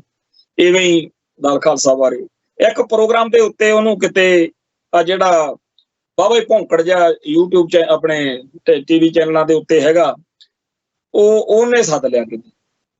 ਉੱਥੇ ਕੁਲਦੀਪ ਨਈਅਰ ਅਤੇ ਸਤਨਾਮ ਸਿੰਘ ਪੌਂਟਾ ਸਾਹਿਬ ਨੂੰ ਬੁਲਾ ਲਿਆ। ਸਤਨਾਮ ਸਿੰਘ, ਉਹ ਹਾਲਾਂਕਿ ਇੰਗਲਿਸ਼ ਦਾ ਚੈਨਲ ਸੀਗਾ ਉਹ, ਤੇ ਉੱਥੇ ਸਤਨਾਮ ਸਿੰਘ ਪੌਂਟਾ ਸਾਹਿਬ ਨੇ ਆਪਦੀ ਜਦੋਂ ਕੁਲਦੀਪ ਨਈਅਰ ਨਾਲ ਡਿਬੇਟ ਚੱਲੀ, ਹੁਣ ਜਿਹੜਾ ਸੱਚਾ ਬੰਦਾ ਉਹਨੇ ਕਿਹੜਾ ਗੱਲਾਂ ਸੋਚ ਕੇ ਬਣਾ ਕੇ ਕਰਨੀਆਂ। ਜਦੋਂ ਇਹ ਮੂਹਰਿਓਂ ਪੈ ਨਿਕਲੇ ਉਹਨੂੰ, ਕੁਲਦੀਪ ਨਈਅਰ ਕਰੇ ਸਾਰੀ ਮੈਂ ਜੀ ਅਗਲੀ ਕਿਤਾਬ ਦੇ ਵਿੱਚ ਉਹ ਕਰ ਦੂੰਗਾ, ਮੈਂ ਸੋਧ ਦੂੰਗਾ, ਮੇਰੇ ਤੋਂ ਗਲਤੀ ਹੋ ਗਈ, ਮੈਂ ਤੁਹਾਨੂੰ ਮਿਲਣਾ ਚਾਹੀਦਾ ਸੀ, ਮੈਨੂੰ ਤਾਂ ਜੀ ਉਹ ਗਿਆਨੀ ਜੈਲ ਸਿੰਘ ਨੇ ਕਿਹਾ ਸੀ, ਮੈਨੂੰ ਫਲਾਣੇ ਨੇ ਕਿਹਾ ਸੀ। ਉਹ TV ਦੀ ਉਹ ਡਿਬੇਟ ਇਸ ਮੌਕੇ ਵੀ YouTube ਚੈਨਲ ਉੱਤੇ ਇਹਦੇ ਪਈ ਆ, ਜਿਹਨੇ ਦੇਖਣੀ ਹੋਵੇ ਦੇਖ ਸਕਦਾ। ਤੇ ਉਹ ਕੁਲਦੀਪ ਨਈਅਰ ਨੂੰ ਉੱਥੇ ਗੱਲ ਨਹੀਂ ਸੀ ਹੁੰਦੀ, ਪਰ ਉਹ ਕੁਲਦੀਪ ਨਈਅਰ ਹੋਵੇ, ਉਹ ਮਾਰਕ ਟੱਲੀ ਹੋਵੇ, ਕੋਈ ਹੋਰ ਕੋਈ ਘੰਟਾ ਘੜਿਆਲ ਜਿਹੜਾ ਮਰਜ਼ੀ ਹੋਵੇ, ਇਹ ਮੱਖੀ ਤੋਂ ਮੱਖੀ ਮਾਰੀ ਜਾਣਗੇ। ਕਦੇ ਆ ਕੇ ਕਿਸੇ ਬੰਦੇ ਨੂੰ ਮਿਲ ਕੇ ਵੀ ਉਹਦਾ ਵੀ ਪੱਖ ਲੈ ਲਓ, ਇਹ ਨਹੀਂ ਕਰਨਗੇ। ਇਵੇਂ ਹੀ ਸਾਡੇ ਚੋਂ ਹੁਣ ਬਹੁਤ ਸਾਰੇ ਕਲਮਾਂ ਚੱਕ ਕੇ ਸੱਜਣ ਸਿੱਖ ਸੰਘਰਸ਼ ਬਾਰੇ ਲਿਖਣ ਲੱਗੇ ਨੇ। ਉਹਨਾਂ 'ਚ ਇੰਨੀ ਜ਼ੁਰਤ ਨਹੀਂ ਹੈ ਕਿ ਕਿਸੇ ਘਟਨਾਕ੍ਰਮ ਬਾਰੇ ਲਿਖਣ ਲੱਗਿਆਂ ਉਸ ਘਟਨਾਕ੍ਰਮ ਨਾਲ ਸੰਬੰਧਿਤ ਕਿਸੇ ਬੰਦੇ ਨੂੰ ਜਾਂ ਉਸ ਜਥੇਬੰਦੀ ਨਾਲ ਸੰਬੰਧਿਤ ਬੰਦੇ ਨੂੰ ਮਿਲ ਲਿਆ ਜਾਵੇ। ਖਾੜਕੂ ਸੰਘਰਸ਼ ਦੀਆਂ ਹਜ਼ਾਰਾਂ ਇਹੋ ਜਿਹੀਆਂ ਘਟਨਾਵਾਂ ਨੇ ਜਿਨ੍ਹਾਂ ਦੇ ਬਾਰੇ ਅੱਜ ਦੱਸਣ ਵਾਲੇ ਬੰਦੇ ਇੱਥੇ ਸਾਡੇ ਵਿੱਚ ਹੀ ਬੈਠੇ ਨੇ, ਦੱਸਣ ਨੂੰ ਵੀ ਤਿਆਰ ਨੇ, ਕਿਉਂਕਿ ਹੁਣ ਤਾਂ ਸਾਰਾ ਕੁਝ ਲੰਘ ਚੁੱਕਿਆ। ਪਰ ਆਪਦੇ ਹੀ ਮਨੋਕਲਪਤ ਗਪੌੜਿਆਂ ਦੇ ਵਿੱਚ ਉਲਝ ਕੇ ਕਿਸੇ ਦੇ ਹੱਕ ਜਾਂ ਕਿਸੇ ਦੇ ਖਿਲਾਫ 'ਚ ਰਾਏ ਬਣਾ ਕੇ ਅਗਲੇ ਬੈਠੇ ਆ। ਅੰਨੀ ਦੇ ਥੇ ਆਪਦੀ ਜਿਹੜੀ ਹੈਗੀ ਆ ਉਹ ਜਾਣਕਾਰੀ ਉਹ ਛੱਡੀ ਜਾਂਦੇ ਆ। ਤੇ ਇਹ ਸਾਰਾ ਕੁਝ ਜਿਹੜਾ ਹੈਗਾ ਜਦੋਂ ਦੇਖੀਦਾ, ਉਦੋਂ ਇੱਕ ਗੱਲ ਤੇ ਫਖਰ ਆਉਂਦਾ ਵੀ ਸ਼ੁਕਰ ਆ ਉਹ ਬਜ਼ੁਰਗ ਜਿਨ੍ਹਾਂ ਦੀ ਉਮਰ 60-70 ਸਾਲ 80 ਸਾਲ ਆ, ਜਿਨ੍ਹਾਂ ਨੇ ਉਸ ਦੌਰ ਨੂੰ ਹੰਢਾਇਆ, ਉਹਨਾਂ ਦੇ ਉੱਤੇ ਇੰਡੀਅਨ ਸਟੇਟ ਦਾ ਅਸਰ ਨਹੀਂ ਸੀ ਹੋਇਆ। ਕਿਉਂਕਿ ਉਹਨਾਂ ਨੇ ਪਹਿਲਾਂ ਹੀ ਇਹ ਗੱਲ ਉਹਨਾਂ ਦੇ ਸਮਝ ਵਿੱਚ ਸੀ ਕਿ ਸੰਤ ਜਰਨੈਲ ਸਿੰਘ ਨਾਲ ਅਸੀਂ 100% ਭਾਵੇਂ ਸਹਿਮਤ ਨਾ ਹੋਈਏ, ਪਰ ਉਹ ਪੰਥ ਨੂੰ, ਕੌਮ ਨੂੰ ਸਮਰਪਿਤ ਸ਼ਖਸੀਅਤ ਜ਼ਰੂਰ। ਇਵੇਂ ਹੀ ਬਜ਼ੁਰਗ ਇਹ ਕਹਿੰਦੇ ਆ ਸਾਡੇ ਆਲੇ ਦੁਆਲੇ 'ਚ ਹਜ਼ਾਰਾਂ ਸੱਜਣ ਨੇ ਵੀ ਅਸੀਂ ਖਾੜਕੂਆਂ ਨਾਲ 100% ਭਾਵੇਂ ਸਹਿਮਤ ਨਹੀਂ ਸੀ, ਪਰ ਉਹ ਬੰਦੇ ਬੇਈਮਾਨ ਜਾਂ ਮਾੜੇ ਨਹੀਂ ਸੀ। ਅਸੀਂ ਉਹਨਾਂ ਦੇ ਐਕਸ਼ਨਾਂ ਦੀ ਸਹਿਮਤੀ ਨਹੀਂ ਪ੍ਰਗਟਾ ਸਕਦੇ, ਅਸੀਂ ਉਹਨਾਂ ਦੀਆਂ ਬਾਤਾਂ ਚੀਤਾਂ ਦੇ ਵਿੱਚ, ਉਹਨਾਂ ਦੇ ਫੈਸਲਿਆਂ ਦੇ ਵਿੱਚ ਤਾਂ ਸਹਿਮਤ ਹੋ ਸਕਦੇ ਹਾਂ, ਪਰ ਆਹ ਕੁਛ ਨਹੀਂ ਸੀ ਜਿਹੜਾ ਕੁਛ ਆਹ ਕਮਲ ਹੁਣ ਕੁੱਟਿਆ ਜਾ ਰਿਹਾ। ਤੀਜੀ ਉਹ ਗੱਲ ਫਿਰ ਕਹਿੰਦੇ ਆ ਖਾਲਿਸਤਾਨ ਬਾਰੇ, ਬਈ ਠੀਕ ਆ ਸਾਨੂੰ ਭਾਰਤ ਮਾਤਾ ਕੀ ਜੈ ਸਾਡੇ ਬੰਦਿਆਂ ਨੂੰ ਚੜੀ ਹੋਈ ਸੀ, ਅਸੀਂ ਵੀ 26 ਜਨਵਰੀ 15 ਅਗਸਤ ਨੂੰ ਤਿਰੰਗਾ ਝੂਲਦਾ ਦੇਖ ਕੇ ਖੁਸ਼ ਹੁੰਦੇ ਸੀ, ਪਰ ਆਹ ਕੁਛ ਨਹੀਂ ਸੀਗਾ ਜਿਹੜਾ ਕੁਛ ਹੁਣ ਜਿਹੜਾ ਕੁਛ ਕਿਹਾ ਜਾ ਰਿਹਾ, ਜਿਹੜਾ ਕੁਛ ਹੁਣ ਕੀਤਾ ਜਾ ਰਿਹਾ। ਇਸ ਸਾਰੇ ਕਾਸੇ ਦੇ ਬਾਰੇ ਜਦੋਂ ਗੱਲ ਸੋਚੀ ਵਿਚਾਰੀ ਦੀ ਹੈ ਤਾਂ ਮੈਨੂੰ ਆਲੇ ਦੁਆਲੇ ਚੋਂ ਬਹੁਤ ਸਾਰੇ ਸੱਜਣ ਚੇਤੇ ਆ ਜਾਂਦੇ ਆ। ਇੱਕ ਸਾਡੇ ਕੋਲੇ ਮੇਰੇ ਨਾਲ ਦੇ ਪਿੰਡ ਤੋਂ ਗੁਰਦੇਵ ਸਿੰਘ ਹੁੰਦੇ ਸੀ, ਸ਼ਿੰਦੀ ਅੰਕਲ, ਸਾਡੇ ਨਾਲ ਉਦੋਂ ਬਾਰ ਦੇ ਕੇ ਜਗਰਾਉਂ ਕੋਲੇ ਪਿੰਡ ਆ, ਉਤੋਂ ਅਮਰਦੀਪ ਸਿੰਘ ਨਾਂ ਦਾ ਨੌਜਵਾਨ ਆਉਣ ਜਾਣ ਲੱਗ ਪਿਆ। ਤੇ ਉਸ ਬਜ਼ੁਰਗ ਸੱਜਣ ਨੇ ਉਦੋਂ ਹੀ ਪਛਾਣ ਲਿਆ ਤੇ ਉਹਨੇ ਕਿਹਾ ਵੀ ਇਹ ਲਿਖਣ ਪੜ੍ਹਨ ਵਾਲਾ ਨੌਜਵਾਨ ਆ ਤੇ ਉਦਾਂ ਦੀ ਸੇਵਾ ਕਰੂ। ਜਦੋਂ ਖਾਲਿਸਤਾਨੀ ਲਹਿਰ ਦਾ ਸਭ ਤੋਂ ਪਹਿਲਾ ਨਾਵਲ ਆਇਆ ਖਾੜਕੂ ਲਹਿਰ ਤੇ, ਦੀਵਾ ਜਗਦਾ ਰਹੇਗਾ, ਬਹੁਤ ਉਹਦੀ ਚਰਚਾ ਹੋਈ। ਉਹ ਅਮਰਦੀਪ ਸਿੰਘ ਬਾਰਦੇਕੇ ਨੇ ਜਦੋਂ ਲਿਖਿਆ, ਸਾਡੇ ਸਾਰੇ ਸੱਜਣਾਂ 'ਚ ਚਰਚਾ ਹੋਈ ਬਈ ਦੇਖੋ ਅੰਕਲ ਨੇ ਉਹਨੂੰ ਪਹਿਲਾਂ ਹੀ ਪਛਾਣ ਲਿਆ ਸੀ ਵੀ ਉਹਦਾ ਕਿੰਨਾ ਉਹਦੇ ਮਨ ਵਿੱਚ ਕਿੰਨਾ ਸਪਸ਼ਟਤਾ ਸੀਗੀ। ਉਹ ਅਮਰਦੀਪ ਸਿੰਘ ਬਾਰਦੇਕੇ ਨੇ ਜਿਹੜਾ ਦੂਜਾ ਨਾਵਲ ਖੇਤ ਜੋ ਮਾਡਿਓ ਸੂਰਮਾ ਬਾਬੇ ਮਾਨੋ ਚਾਹਲ ਦੀ ਲਾਈਫ ਤੇ ਲਿਖਿਆ। ਫਿਰ ਹੋਰ ਉਹਨੇ ਨਾਵਲ, ਮਤਲਬ ਉਹਨੇ ਸਿੱਖ ਸੰਘਰਸ਼ ਬਾਰੇ ਬਹੁਤ ਲਿਖਿਆ ਜਿੰਨਾ ਉਸ ਬੰਦੇ ਨੇ ਲਿਖਿਆ। ਇੱਕ ਵਾਰੀ ਮੈਂ ਜਸਵੰਤ ਸਿੰਘ ਕਮਲ ਦੇ ਨਾਲ ਉਹਦੇ ਨਾਲ ਮੇਰੇ ਸਿੰਘ ਫਸ ਗਏ ਤੇ ਉਹਨੂੰ ਮੈਂ ਇਹੀ ਗੱਲ ਕਹੀ ਸੀ ਜਦੋਂ ਮੇਰੀ ਚਰਚਾ ਹੋਈ ਕਿ ਤੁਸੀਂ ਨਕਸਲਾਈਟ ਲਹਿਰ ਬਾਰੇ ਤਾਂ ਕਿੰਨੇ ਨਾਵਲ ਲਿਖਤੇ, ਕਿੰਨੀਆਂ ਕਿਤਾਬਾਂ ਲਿਖਤੀਆਂ, ਜਿਹੜੀ ਕਿ 1.5-2 ਸਾਲ ਦੀ ਲਹਿਰ ਆ, ਤੇ ਸਾਡੇ ਬਾਰੇ ਇੱਕੋ ਲਿਖਿਆ, ਉਹ ਵੀ ਮਾੜਾ ਲਿਖਿਆ, ਜਿਹੜਾ ਨਾਵਲ ਤੁਸੀਂ ਲਿਖਿਆ ਖੜਕੂ ਲਹਿਰ ਤੇ ਉਸ ਨਾਵਲ ਨੂੰ ਵੀ ਤੁਸੀਂ ਉੱਥੇ ਖਤਮ ਕੀਤਾ ਜਿੱਥੇ ਪੜ੍ਹ ਕੇ ਲੋਕਾਂ ਨੂੰ ਇਉਂ ਲੱਗੇ ਕਿ ਜੀ ਇਹ ਜਿਹੜੀ ਲਹਿਰ ਹੈ ਤਾਂ ਬੜੀ ਮਾੜੀ ਸੀ। ਮੇਰੀ ਉਹਦੇ ਨਾਲ ਜਦੋਂ ਚਰਚਾ ਹੋਈ, ਉਦੋਂ ਭਾਈ ਦਲਜੀਤ ਸਿੰਘ ਵੀ ਕੋਲ ਸੀ, ਉਹਨਾਂ ਨੇ ਚਲੋ ਮੈਨੂੰ ਟਿਕਾਇਆ। ਪਰ ਇਹ ਸਾਰੇ ਕਾਸੇ ਦੇ ਵਿੱਚ ਜਿਹੜੀ ਮੈਂ ਗੱਲ ਦੱਸ ਰਿਹਾ ਉਹ ਇਹ ਆ ਕਿ ਸਾਡੇ ਆਲੇ ਦੁਆਲੇ ਦੇ ਵਿੱਚ ਬੇਸ਼ੁਮਾਰ ਇਹੋ ਜਿਹੇ ਸੰਘਰਸ਼ ਦੇ ਹਮੈਤੀ, ਇਹੋ ਜਿਹੇ ਬੇਅੰਤ ਉਹ ਲੋਕ ਜਿਨ੍ਹਾਂ ਨੇ ਕੁਛ ਨਹੀਂ ਸੀ ਲੈਣਾ ਦੇਣਾ, ਉਹਨਾਂ ਨੇ ਲਹਿਰ ਦੀ, ਸੰਤ ਭਿੰਡਰਾਂ ਵਾਲਿਆਂ ਦੀ, ਖਾਲਿਸਤਾਨ ਦੀ ਹਮਾਇਤ ਕੀਤੀ ਤੇ ਉਹਨਾਂ ਨੇ ਲਹਿਰ ਨੂੰ ਵਡਿਆਇਆ।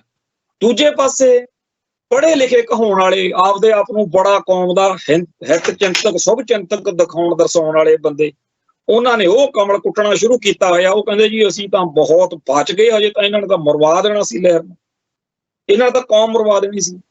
ਭਾਈ ਜੇਕਰ ਉਹ ਬੰਦੇ ਜਿਨ੍ਹਾਂ ਨੇ ਘਰ ਘਾਟ ਤਬਾਹ ਕਰਵਾ ਲਏ, ਜਿਨ੍ਹਾਂ ਨੇ ਆਪਦੀ ਪੂਰੀ ਜ਼ਿੰਦਗੀ ਕੌਮ ਦੇ ਲੇਖੇ ਲਾਤੀ, ਜੇ ਉਹਨਾਂ ਨੇ ਕੌਮ ਦਾ ਨੁਕਸਾਨ ਕਰਤਾ ਨਾ, ਫਿਰ ਤੁਸੀਂ ਆਹ ਬਾਦਲ ਕੇ ਲਿਆਂਦੇ ਸੀ, ਇਹਨਾਂ ਨੇ ਬੜਾ ਫਾਇਦਾ ਕਰਤਾ, ਇਹਨਾਂ ਨੇ ਬਹੁਤ ਫਾਇਦਾ ਕਰਤਾ। ਅਖੇ ਜੀ ਇਹ ਹਥਿਆਰ ਚੱਕਣਾ ਤਾਂ ਬਹੁਤ ਮਾੜੀ ਗੱਲ ਹੁੰਦੀ ਹੈ ਜੀ। ਅੱਛਾ ਮਾੜੀ ਗੱਲ ਹੁੰਦੀ ਹੈ, ਫਿਰ ਗੁਰੂ ਸਾਹਿਬਾਨ ਨੇ ਸਿੱਖਾਂ ਨੂੰ ਕਿਉਂ ਕਿਹਾ ਵੀ ਸ਼ਸਤਰ ਰੱਖੋ? ਸਾਡੇ ਤਾਂ ਵਿੱਚ ਉਹਦੇ ਸ਼ਾਮਲ ਆ, ਕਿਰਪਾਨ 5 ਕਕਾਰਾਂ ਦੇ ਵਿੱਚ ਸ਼ਾਮਲ ਆ।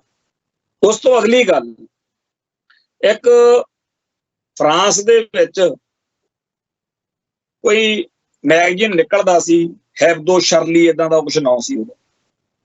ਉਹਦੇ ਵਿੱਚ ਇਸਲਾਮ ਨੂੰ, ਸ਼ਰਲੀ ਹੈਬਦੋ ਮੈਗਜ਼ੀਨ ਦੇ ਵਿੱਚ ਇਸਲਾਮ ਨੂੰ ਚੜਾਉਣ ਵਾਲੀਆਂ ਕਾਰਟੂਨ ਬਣਾਏ ਜਾਂਦੇ ਸੀ, ਬਹੁਤ ਉਹਨਾਂ ਨੂੰ ਦੁਖੀ ਕੀਤਾ ਜਾਂਦਾ ਸੀ। ਉਹਨਾਂ ਨੇ ਬਥੇਰੀ ਕੋਸ਼ਿਸ਼ ਕੀਤੀ ਵੀ ਇਹ ਮੰਨ ਜਾਣ ਵੀ ਕਾਰਟੂਨ ਜੇ ਬਣਾਉਂਦੇ ਆ, ਹਜ਼ਰਤ ਮੁਹੰਮਦ ਸਾਹਿਬ ਦੇ ਬਣਾਉਂਦੇ ਆ, ਕਦੇ ਕੁਛ ਕਰਦੇ ਆ। ਅਖੀਰ ਉੱਥੇ ਜੀ 7 ਜਨਵਰੀ 2015 ਨੂੰ ਨਕਾਬਪੋਸ਼ ਵੜ ਗਏ ਤੇ ਉਹਨਾਂ ਨੇ ਗੋਲਾਬਾਰੀ ਕਰਕੇ ਉੱਥੇ 12-13 ਬੰਦੇ ਮਾਰਤੇ, ਹੋਰ ਕਾਫੀ ਫੱਟੜ ਫੁੱਟੜ ਹੋ। ਆਖਰ ਕਿਉਂ ਉਹਨਾਂ ਜਿਨ੍ਹਾਂ ਨਕਾਬਧਾਰੀਆਂ ਨੇ ਇਹ ਵਾਰਦਾਤ ਕੀਤੀ, ਉਹਨਾਂ ਨੂੰ ਕਿਉਂ ਲੱਗਿਆ ਵੀ ਕੋਈ ਗੱਲ ਨਹੀਂ ਸੁਣਦਾ, ਚਲੋ ਆਪਾਂ ਕੰਮ ਕਰੋ, ਚਲੋ ਹੁਣ ਆਪਾਂ ਆ ਜਾਓ ਆਪਣੇ ਵਾਲੇ ਪਾਸੇ। ਇੱਥੇ ਇੱਕ ਫਿਲਮ ਜੋ ਬੋਲੇ ਸੋ ਨਿਹਾਲ ਦਾ ਸਾਰਾ ਪੰਥ ਵਿਰੋਧ ਕਰ ਰਿਹਾ ਸੀ, ਕੋਈ ਰੋਕਦਾ ਇੱਥੇ ਜੀ, ਕੋਈ ਸੁਣਦਾ ਇੱਥੇ ਜੀ? ਅਖੀਰ ਲਿਬਰਟੀ ਤੇ ਸਤਿਅਮ ਥੀਏਟਰ ਜਿਹੜੇ ਦਿੱਲੀ 'ਚ ਆ, ਉੱਥੇ ਬਲਾਸਟ ਹੋ ਗਏ, ਬੰਦੇ ਕੁਛ ਮਾਰੇ ਗਏ, ਫੱਟੜ ਹੋ ਗਏ 100-200। ਨਾਲ ਦੀ ਨਾਲ ਟੀਵੀ ਤੇ ਖਬਰ ਟੈਲੀਕਾਸਟ, 2 ਖਬਰਾਂ ਇਕੱਠੀਆਂ ਆ ਰਹੀਆਂ ਸੀ। ਇੱਕ ਆ ਰਹੀ ਸੀ ਕਿ ਦਿੱਲੀ 'ਚ ਬੰਬ ਧਮਾਕੇ ਹੋ ਗਏ ਸਿਨੇਮਿਆਂ 'ਚ, ਦੂਜੀ ਆ ਰਹੀ ਸੀ ਸਾਰੇ ਭਾਰਤ ਵਿੱਚ ਫਿਲਮ ਦੀ ਸਕਰੀਨਿੰਗ ਜਿਹੜੀ ਆ ਉਹ ਫਿਰ ਰੋਕ ਲਾ ਦਿੱਤੀ। ਇੱਥੇ ਟੀਵੀ ਚੈਨਲ ਵਾਲੇ ਆਏ ਸਾਡੇ ਕੋਲ, ਦਲ ਖਾਲਸਾ ਦਫ਼ਤਰ, ਉਦੋਂ ਮੈਂ ਕੰਵਰਪਾਲ ਭਾਜੀ ਬੈਠੇ ਤੇ ਉਹ ਪੁੱਛਣ ਲੱਗੇ। ਅਸੀਂ ਆਖਿਆ ਵੀ ਇੰਨੇ ਦਿਨਾਂ ਤੋਂ ਸਿੱਖ ਰੋਂਦੇ ਫਿਰਦੇ, ਕਲਪਦੇ ਫਿਰਦੇ, ਕਿਸੇ ਨੂੰ ਸੁਣੇ ਨਹੀਂ, ਹੁਣ ਬੰਬ ਚੱਲ ਗਿਆ, ਹੁਣ ਮਿੰਟੋ ਮਿੰਟੀ ਕਹਿਤਾ ਜੀ ਫਿਲਮ ਬੰਦ। ਤੇ ਇੱਥੇ ਤੱਕ ਹੀ ਗੱਲ ਲੈ ਕੇ ਆਉਣੀ ਸੀਗੀ ਵੀ ਪਹਿਲਾਂ ਬੰਬ ਚੱਲੂਗਾ ਫੇਰ ਬੰਦ ਕਰ ਲਾਂਗੇ, ਨਹੀਂ ਤਾਂ ਲਈ ਜਾਣਗੇ। ਜਿਹੜੇ ਮੁੰਡੇ ਉਸ ਘਟਨਾਕ੍ਰਮ ਦੇ ਵਿੱਚ ਗ੍ਰਿਫਤਾਰ ਹੋਏ, ਉਹਨਾਂ ਦਾ ਵੀ ਜੀ ਕਰਦਾ ਸੀ ਵੀ ਘਰੇ ਬੈਠੋ, ਪੜ੍ਹ ਲੈ ਕੇ ਨੌਕਰੀਆਂ ਕਰੋ ਜਾਂ ਦੁਕਾਨ ਖੋਲ ਲਓ, ਕੋਈ ਬਿਜ਼ਨਸ ਕਰ ਲਓ, ਨਿਆਣੇ ਪਾਲੋ, ਮੌਜਾਂ ਕਰੋ। ਉਹਨਾਂ ਨੂੰ ਸਜ਼ਾਵਾਂ ਭੁਗਤਣ ਦਾ, ਉਹਨਾਂ ਨੂੰ ਜੇਲ੍ਹਾਂ ਠਾਣੇ ਕੱਟਣ ਦਾ ਕੋਈ ਸ਼ੌਂਕ ਚੜਿਆ ਹੋਇਆ ਸੀਗਾ ਜੀ। ਉਸ ਦਿਨ ਜਿੱਦਣ ਇਹ ਸ਼ਿੰਗਾਰ ਸਿਨੇਮੇ ਦੇ ਮੂਹਰੇ ਸਿੱਖ ਲੁਧਿਆਣੇ 'ਚ ਇਕੱਠੇ ਹੋ ਕੇ ਰੋਕਣ ਗਏ ਵੀ ਇਹ ਫਿਲਮ ਜਿਹੜੀ ਆ ਚਲਾਈ ਨਾ ਜਾਵੇ, ਉੱਥੇ ਪੁਲਿਸ ਅਫਸਰਾਂ ਨੇ ਫੈਸਲਾ ਹੀ ਕਰ ਲਿਆ ਵੀ ਜਿਹੜਾ ਵੀ ਸਿੱਖ ਆਵੇ ਉਹਨੂੰ ਛੱਲੀ ਵਾਂਗੂ ਕੁੱਟਣਾ। ਉਹ ਬਿਲਕੁਲ ਪੀਸਫੁਲ ਜੇ ਵਿਚਾਰੇ ਉੱਥੇ ਸਿਨੇਮੇ ਕੋਲੇ ਪਹੁੰਚ ਹੀ ਰਹੇ ਸੀ, ਇੰਨਾ ਬੁਰੀ ਤਰ੍ਹਾਂ ਤਸ਼ੱਦਦ ਹੋਇਆ ਬਈ ਉਹ ਕਹਿਣ ਸੁਣਨ ਤੋਂ ਬਾਹਰ ਦੀ ਗੱਲ ਹੈ। ਅਖੀਰ 2007 ਦੇ ਵਿੱਚ ਸਤੰਬਰ ਮਹੀਨੇ 'ਚ ਉੱਥੇ ਬੰਬ ਚੱਲ ਗਿਆ ਸਿਨੇਮੇ 'ਚ। ਜਿੱਦਣ ਅਸੀਂ ਇਹ ਸਾਰੇ ਘਟਨਾਕ੍ਰਮ ਤੋਂ ਬਾਅਦ 'ਚ ਪਹੁੰਚ ਗਏ ਉੱਥੇ ਨਾਭਾ ਜੇਲ੍ਹ, ਤੇ ਮੈਂ ਰਿੰਕੂ ਨੂੰ, ਜਿਹਦੇ ਤੇ ਇਹ ਦੋਸ਼ ਆ ਕੇ ਉਹਨੇ ਜੀ ਚਲਾਇਆ, ਮੈਂ ਉਹਨੂੰ ਦੇਖ ਕੇ ਸੋਚ ਰਿਹਾ ਸੀਗਾ ਵੀ ਇਹ ਬੰਦੇ ਨੇ ਆਰਾਮ ਨਾਲ ਆਪਦਾ ਆਟੋ ਚਲਾ ਕੇ ਨਿਆਣੇ ਹੀ ਪਾਲਣੇ ਸੀ, ਅੱਜ ਇਹਦੇ ਉੱਤੇ 8 ਬੰਦੇ ਮਾਰਨ ਦਾ, ਬੰਬ ਧਮਾਕਾ ਕਰਨ ਦਾ ਦੋਸ਼ ਹੈ। ਇਹਨੂੰ ਇਹੋ ਜਿਹਾ ਕਿਹਨੇ ਬਣਾਇਆ? ਸੋ ਜਿਹੜੇ ਬੰਦੇ ਅੱਜ ਲਹਿਰ ਬਾਰੇ ਮਗਜਮਾਰੀ ਕਰਦੇ ਆ, ਪਹਿਲਾਂ ਇਹ ਸੋਚਣ ਕਿ ਸੱਭਿਅਕ ਸਮਾਜ ਜਿਹਨੂੰ ਕਹਿੰਦੇ ਹੋ, ਸੱਭਿਅਕ ਸਮਾਜ ਉਹ ਹੁੰਦਾ ਜਿੱਥੇ ਬੰਦੇ ਦੀ ਗੱਲ ਸੁਣੀ ਜਾਵੇ, ਗੱਲ ਨਾਲ ਹੀ ਸਾਰ ਲਿਆ ਜਾਵੇ, ਗਾਲ ਨਾ ਕੱਢਣੀ ਪਵੇ ਬੰਦੇ ਨੂੰ ਵੀ ਯਾਰ ਤੁਸੀਂ ਸੁਣਦੇ ਹੀ ਨਹੀਂ ਮੇਰੀ। ਸੋ ਜਦੋਂ ਸਿੱਖਾਂ ਦੇ ਉੱਤੇ ਹੋ ਰਿਹਾ ਜ਼ੁਲਮ ਦੇ ਬਾਰੇ, ਸਿੱਖਾਂ ਉੱਤੇ ਹੋ ਰਹੇ ਅਤਿਆਚਾਰ ਬਾਰੇ, ਸਿੱਖਾਂ ਦੇ ਕਿਸੇ ਮਸਲੇ ਬਾਰੇ ਵੀ ਸਾਡਾ ਪਾਣੀ ਖੋਈ ਜਾਂਦੇ ਹੋ ਜੀ, ਸਾਡੀ ਰਾਜਧਾਨੀ ਜੀ, ਅਸੀਂ ਜੀ ਪਹਿਲਾਂ 47 ਚ ਵੱਢੇ ਗਏ, ਸਾਨੂੰ ਤੁਸੀਂ ਹੋਰ ਦੁਖੀ ਕਰ ਰਹੇ ਹੋ। ਜਦੋਂ ਸਿੱਖਾਂ ਦੇ ਇਹਨਾਂ ਮਸਲਿਆਂ ਬਾਰੇ, ਇਹਨਾਂ ਨੁਕਤਿਆਂ ਬਾਰੇ, ਇਹਨਾਂ ਮੁੱਦਿਆਂ ਬਾਰੇ ਸਿੱਖ ਆਪਦੀ ਆਵਾਜ਼ ਬੁਲੰਦ ਕਰਦੇ ਰਹੇ, ਬਾਕੀ ਭਾਰਤ ਦੀ ਜਾਂ ਇੰਡੀਅਨ ਐਸਟੈਬਲਿਸ਼ਮੈਂਟ ਦੀ ਤਾਂ ਗੱਲ ਛੱਡੋ, ਇੱਥੇ ਸਾਡੇ ਲਾਲੇ ਜਾਤਨ ਨਾਰਾਇਣ ਵਰਗੇ ਤੇ ਹੋਰ ਪੰਜਾਬੀ ਹਿੰਦੂ ਇਹ ਵੀ ਨਹੀਂ ਬੋਲੇ ਹੈਗੇ ਵੀ ਮਾੜੀ ਗੱਲ ਹੈ। ਇਹ ਉਲਟਾ ਉਹ ਕਹਿੰਦੇ ਰਹੇ ਵੀ ਜਦੋਂ ਮਰਦਮਸ਼ੁਮਾਰੀ ਹੋਵੇ ਤਾਂ ਹਿੰਦੀ ਲਿਖਾਓ ਆਪਦੀ ਬੋਲੀ, ਚੰਗੇ ਭਲੇ ਪੰਜਾਬੀ ਬੋਲਦੇ ਲਾਲੇ ਕਹਿਣ ਜੀ ਹਿੰਦੀ ਲਿਖਾਉਣੀ।